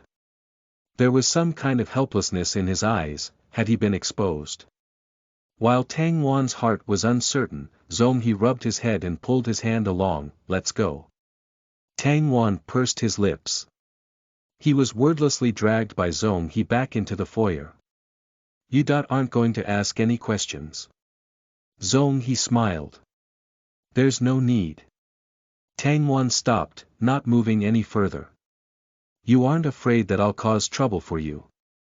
PFT, it was as if he had heard a huge joke and he laughed, like he was saying, with your ability, are you sure? Tang Wan pouted. He was originally very touched, but he was so roused by this big cat that he just wanted to smack someone. But his mood was still very good. The matter of Mulan almost being stolen had spread on the internet. Both Tang Wan's and Luo Bingjun's fans. After learning that the two circles' big stars cooperated, they all cried out in unison. I'll kill that son of a bitch. Everyone knew that Mulan was valuable. Everyone wanted it. With this kind of walking fossil on the Imperial Star, wanting one was a very common mentality. However, if you wanted to steal it, then you were in the wrong. Stealing something of such high value, would they be sentenced to several lifetimes? Very quickly, the people who were asking around uncovered a piece of news that said that Mulan was the only ragdoll cat in the galaxy, priced at 10 million star coins. This was higher than Jin Xiaopeng's 7 million star coins by 3 million star coins. The reporter that wanted to steal Mulan would be immediately sent to trial. His press room was also implicated, and the boss personally appeared to apologize, saying that the way his subordinates handled the affair was harmful. He had been inscribed as a person of immoral schemes. He had failed the responsibility of being the eyes and ears of the Empire's people. The people of the Empire were good and honest. If one had a good attitude, then they'd be pardoned, but would be continued to be monitored.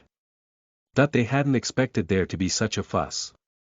Because of the boss' attitude, the studio had become well known. Tan Wan had also specially noted the studio's name. Fong de News Studio. Because this incident had caused an uproar on the internet, the record of this little reporter's trial had also been posted on the internet. He had stolen something that was worth 10 million, he was given a life sentence. The netizens all exclaimed. Who would dare to steal after this? Too expensive. The current's laws are too strict. The uproar from this matter hadn't subsided, but the netizens' focus had begun to shift. Stealing a cat wasn't extraordinary, what would be extraordinary would be stealing love across 1,000 years.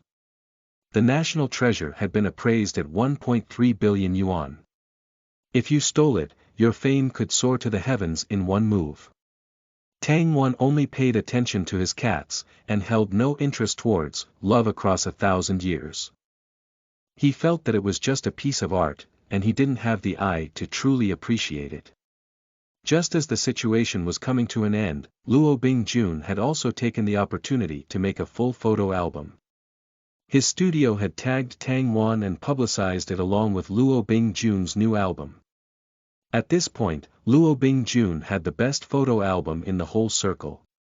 Some people had tried to take pictures with Meng Pets before, but they were all defeated by Luo Bingjun. Their delusion had ended. Compared to the aggressive and high-powered pets like black bears, the cute, sweet pets that Tang Wan had provided warmed into people's hearts.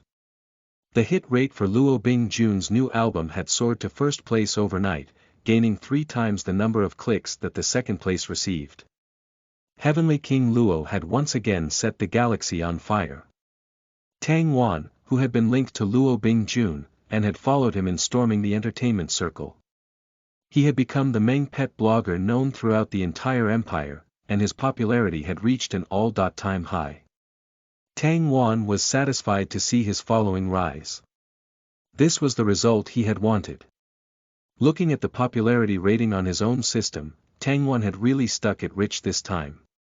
Short-hair cats, short-legged cats, Persian cats, Highland cats, folded-ear cats, bye. Looking at the crowd of fur children, Tang Wan wanted to hear a spirit-lifting song and pulled Xian Feng over. Tang Wan held a handful of melon seeds to tease it. Feng Daddy will teach you how to sing a song. Yo.ho, I have already reached the pinnacle of life. Xian Feng watched, stupefied, as all of the cats attentively watched it. It had been so scared that it was motionless, never mind being able to sing. Tang Wan urged it with melon seeds. Don't you have a sharp tongue? Haven't I taught you how to scold other people?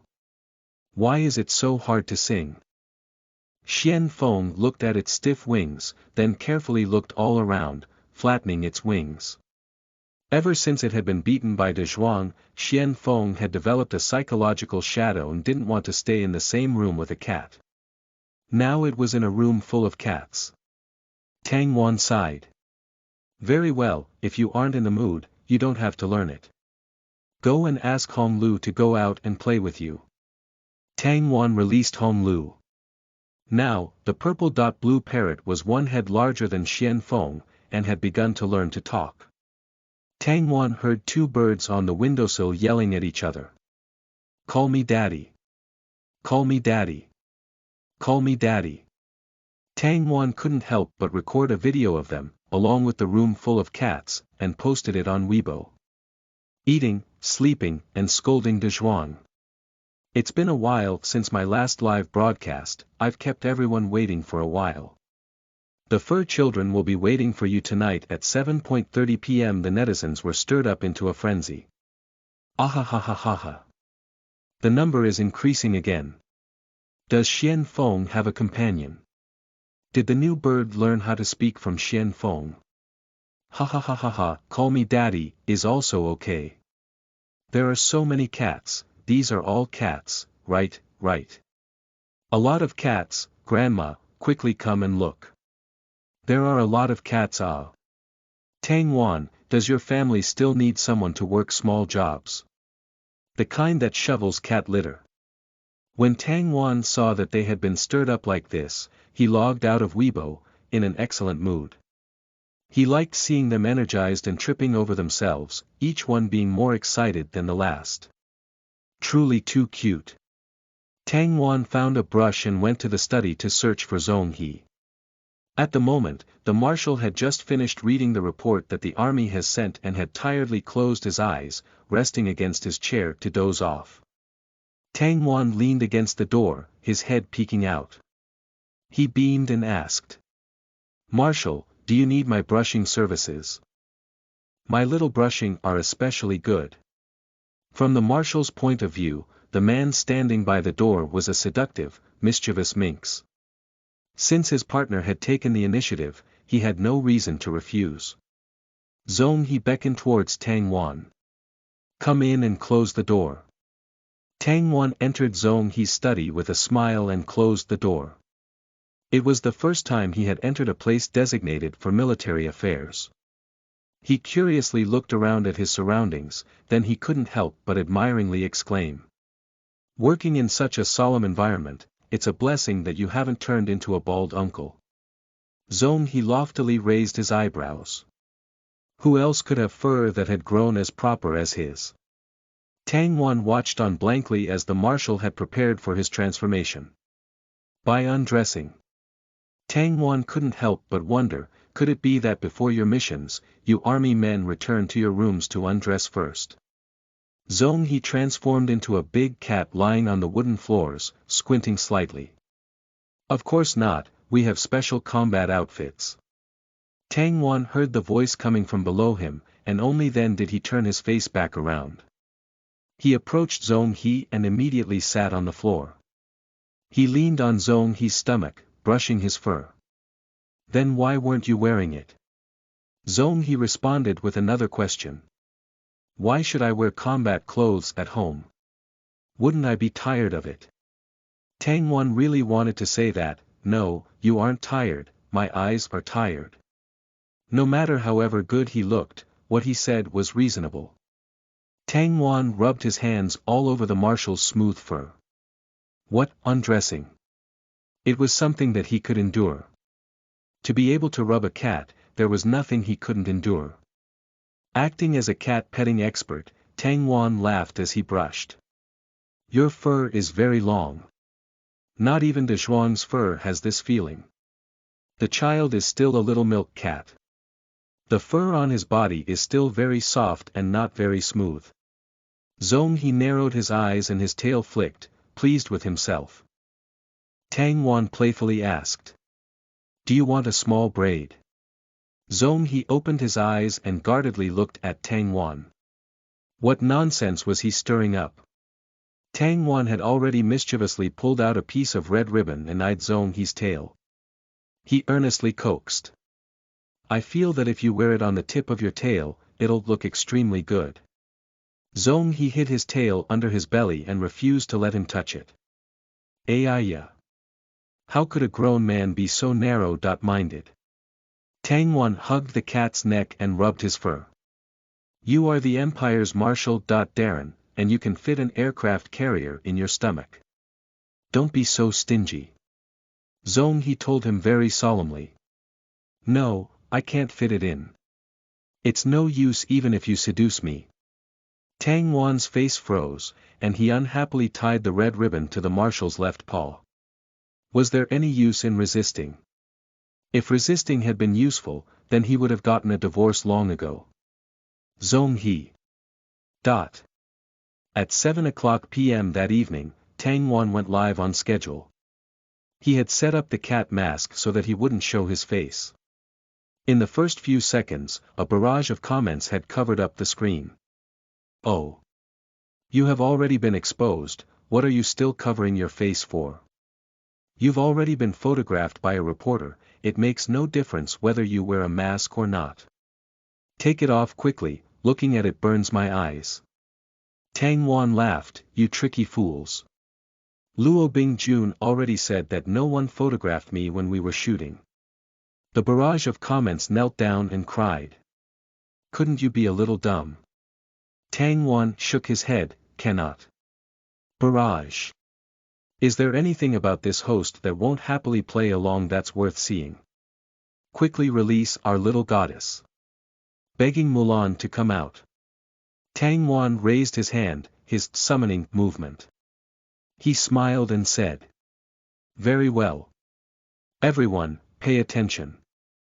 Our furry ancestors are about to come online. There was an unexpected silence in the broadcasting studio. Tang Wan's special ring twinkled brightly under the light. The audience remained dead silent for 10 seconds. Not even the cat that appeared on the ground could tear away their attention. Tang Wan was bewildered. There was something off about the audience's reaction.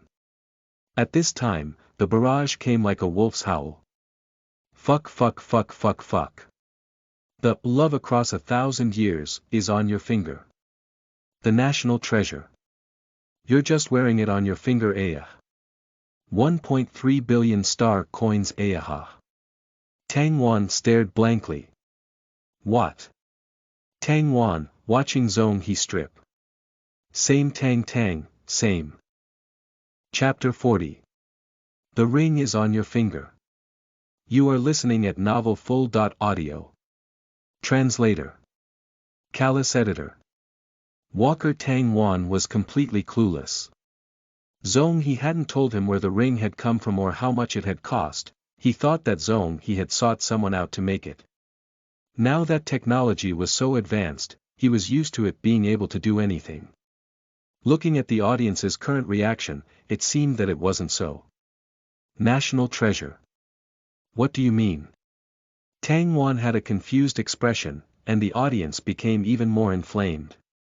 Ahahaha, being angered to death. Simply spending excessively and wasting resources. How much does your partner love you? Being able to put such a valuable treasure on your finger, 1.3 billion, 1.3 billion. You really don't know. A few days ago, the Imperial Museum suddenly took out this pair of national treasures, which had been in the collection for a long time, and auctioned them at the Royal Auction House. Finally, a mysterious man obtained it for 1.3 billion yuan. Of those extremely valuable rings, one is on your hand right now. Ahaha, national treasures ah. They've been in the Royal Museum's collection for 200 years. 200 years. Your partner must love you very much, they must have sold all of their family's belongings to buy it for you. Tang Wan saw so many people hysterically explaining to him, and stupidly stared at the ring on his finger. This ring was unexpectedly so valuable. Once he thought of Zhong He casually spending 1.3 billion, Tang Wan's heart thumped, and he turned his head and ran out. All of a sudden, it was the audience's turn to be stupefied. What was going on? Knowing the price of the ring, finding a box to conceal it in. He was probably too moved and went to find his partner, saying, "Darling, I want to have a baby with you."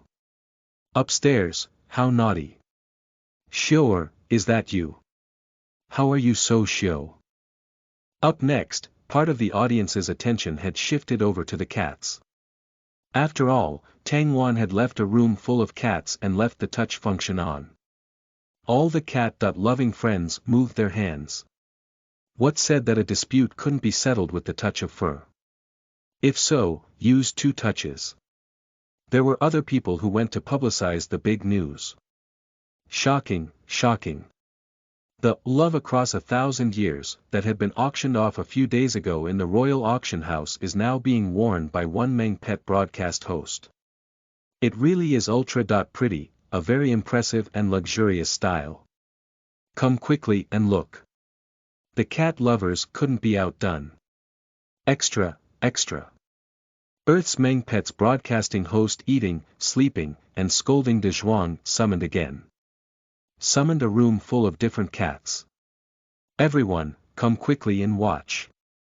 Some of them were starting to work out the records, guessing how much property Tang Wan's family had. Having the ability to buy such expensive rings, what else wouldn't they dare to buy? During the time when Tang Wan went to find Zhong He, the number of people that logged into the studio rose and hit an all-time high. Tang Wan found Zhong He in the garden, sitting where he normally sat and looking like he was pondering. When he heard Tang Wan's footsteps, he waved off his thoughts. Zhong He. After Tang Wan called out his name, he suddenly discovered that he unexpectedly didn't know what to say. Zhong He turned around and subtly tilted his head, waiting for Tang Wan to speak like a curious cat. When Tang Wan saw this movement, his heart suddenly relaxed. The question he had been holding in suddenly slipped out and he laughed. How much did you spend to buy the ring? Zhong He was expressionless. 1.3 billion. The corner of Tang Wan's lips twitched. Don't you feel that it's too expensive? Zhong He disagreed. The wedding ring was to make it up to you, so naturally it should be good. A simple and direct reason, just wanted to give you something good to make it up to you. Tang Wan pursed his lips and almost managed to suppress his moved heart, wanting to take the ring off. Zhong He reached for his wrist and asked discontentedly. Didn't you like it very much? But it's too precious. Tang Wan inexplicably felt that his fingers were heavy. What if I lost them somehow? What if it gets stolen? Zhong He confidently asked. Who would dare to rob you? Tang Wan blinked, relieving the sting in his eyes. Then if I don't have money in the future, I can sell the ring. Zhong He stared. Sell. Tang Wan laughed, but his eyes were getting warmer and warmer. Yes, I'll sell it so I'll have money. I can escape to a faraway place without worrying about food or drink for a lifetime. Are you afraid? Zhong He silently looked at Tang Wan's expression. He raised his hand and pinched his cheek, unhappily saying. You look so foolish now, really shameful. Tang Wan frowned, why say such a thing in such a moving atmosphere? Zhong He didn't wait for Tang Wan to speak. He stood up, and suddenly pulled him into his arms. When Tang Wan leaned on a firm shoulder, he felt that this embrace gave a sense of security. He suddenly couldn't help the tears that silently flowed down. He had never before felt the warmth of a home. Zhong He had given him a home.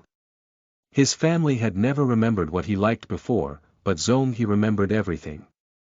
The other's words might not be pleasant to hear, and were even poisonous at times, but his heart openly expressed his care for him.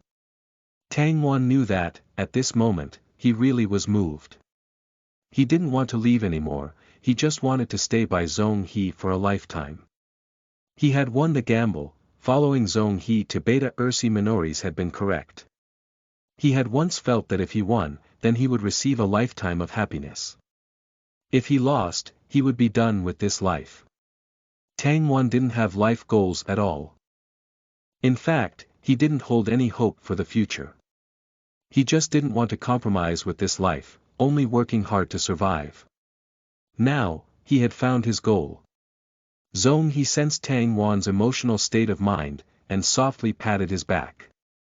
With the clumsy attempts to comfort him, Tang Wan wanted to laugh but said with a small, stuffed voice, after spending so much money, don't you have a small amount of assets left? Zhong He muttered to himself for a moment, the money I used was the money my father set aside for me. As for the future. Didn't you say you wanted to raise me? Tang Wan's eyes widened. You spent all of it. Zhong He remained silent, neither confirming nor denying it. Tang Wan immediately interpreted it as tacit agreement. He was moved, but also a little angry. There was no need for this, he had unexpectedly spent all his money on buying the rings. In the future, wouldn't the marshal's expenses fall under his responsibility? How much did the marshal get paid in a year? Tang Wan suddenly felt like he was bearing a heavy responsibility. If he was a man, then he would stand up and endure it. He couldn't hem and haw, he needed to raise a big cat and the entirety of the Zhong family. This artificial island needed a lot of money for maintenance every year. Tang Wan instantly felt like Alexander the Great. Tang Wan raised his head and cupped Zhong He's face. Once again, he solemnly pressed a kiss to the other's face, then hesitated before softly kissing Zhong He's lips. He earnestly said. I'll go make money, I'll raise you. After speaking, he took wide strides and left, becoming more aggressive. This time, Tang Wan finally had a goal, full of hope for life. He would eagerly and enthusiastically go and make money. Zhong He felt the lips that had just been kissed, his eyes narrowed slightly. He called Lin Bo and asked him to come over. Then, he placed all of his assets into Lin Bo's account for the time being. Lin Bo was dumbfounded. Marshal, you. Zhong He gravely said. My wife said that he would raise me. Lin Bo pursed his lips. In his heart, he wanted to say, then isn't your heart black? How had he raised this child? The Duke had been gentle and elegant, not like this. Tang Wan went to wash his face, looking lively and full of enthusiasm. In fact, as long as he was wearing his mask, the audience couldn't see his expression. Tang Wan still felt that he needed to focus 100% of his spirit into making money. Sorry everyone, I have returned. After Tang Wan sat down, he solemnly apologized to everyone, thinking that everyone would be angry. How could he leave the audience alone after he started the live broadcast? He would have never thought that the audience hadn't cared that he left at all. There was a barrage of comments about how cute and soft the cats were, and asking Tang Wan to continue to go make a baby, so there really was no need to worry about them. Tang Wan didn't know whether to laugh or cry, who's going to make a baby? The barrage all rolled in unison. You. Tang Wan raised his eyebrow and clicked his tongue. This time, they were very united. How bad was his popularity for all his fans to attack him? The audience was also very shameless. While petting the cats, they teased Tang Wan. Didn't you just go to find your partner and act coquettish? Did you cry? Tell us, you won't lose face, tell us. Tell us and let us have some fun. You really didn't know its value, don't you normally surf the internet? The internet had been stirred into a frenzy by this situation. Ha ha ha ha ha ha, Tang Wan is so stupid, I feel like he's a little bumpkin from a small star. Tang Wan forced a laugh. He really was a country bumpkin, a bumpkin from more than 1,000 years ago. But the name of this ring was so unexpectedly beautiful. It really was appropriate. Perhaps it was fate. In a short amount of time, the news that the ring was on Tang Wan's finger had already spread through the internet. Even those who weren't interested in Meng pets paid attention to Tang Wan. They wanted to know what kind of power Tang Wan's backer had, being able to spend so much money. It definitely wasn't as simple as a small businessman. Tang Wan's following had once again leapt up. In the studio, after the fans teased Tang Wan for a while, they asked. Just how do you make the felt figures so well? Why is that when I made so many, they weren't good? The head is still flat. A flat head isn't a big deal. Mine's eyes are crooked, the ears aren't the same size, the nose is pointed towards the sky, and the chin looks like a snake. Don't speak anymore, I already cut my husband bald, but I still haven't made one that looks good. Only then did Tang Wan realize that the felt products had begun to be sold, and after it hit the market, the business was flourishing. Unfortunately, these kinds of handicrafts couldn't be made well with just 1 or 2 attempts. They needed to accumulate experience. Tang Wan knew that they made a kind of searing ugly things. Now that the audience was asking how he did it, Tang Wan couldn't just indiscriminately take so much money from the companies. He responsibly explained the technique to everyone. The atmosphere gradually changed, and the broadcasting studio gradually became Tang Wan's felt handiwork classroom. The audience wrote down what Tang Wan said that he had experienced while praising him. With such ample family property, but you came and did a live broadcast to make money, aren't you simple and honest? In his heart, Tang Wan grumbled that this ring had already cost all of Zhong He's savings. How could he support his family if he didn't go and make money? When they finished the class, half an hour had passed and the audience had been petting the cats for nearly an hour. Tang Wan looked at the time and smiled. It's nearing the end for today. Rest early everyone and we'll continue another day. The barrage rapidly flooded past, thanking Tang Wan for sharing his experience. There were others that tossed him presents, thanking him for not abandoning his position as a broadcasting host even though he had so much money, and for sharing his Meng pets with everyone, letting them pet the cats and raise the birds. Tang Wan thanked everyone. When he logged out, he accidentally saw the number of people that had logged in. This inadvertent glance shocked him. At its highest point, it exceeded 20 billion.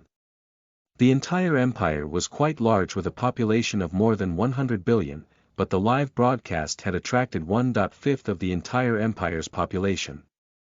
It had already broken the empire's record. Tang Wan himself was shocked. Was he really this popular now? After a calm analysis, Tang Wan understood that some of the people had come to see the Meng pets, some had come to see his ring, and still others wanted to ask how he had made the felt figures. With so many people gathered together, it should be people from all different ages and all kinds of backgrounds. Either way, his popularity value had gone up. Tang Wan excitedly went offline and planned to carry and pet all these cats before he received a message. Bo Li Qiao, Good Baby Toy Company's manager Bo Li Qiao. Thank you for the publicity you gave our company, it was truly impressive. We're considering giving you a wave of advertising fees. Tang Wan laughed, his heart expressing that this crafty little plump fox definitely had something to request. Tang Wan. If you have something to say, be frank, old friend. You don't need to cover it. Bo Li Chiao. Cooperating with you is such a delight. That was that their first kiss. I don't remember, ***. Oh, this is a bonus KO.fi chapter. Thank you for your support.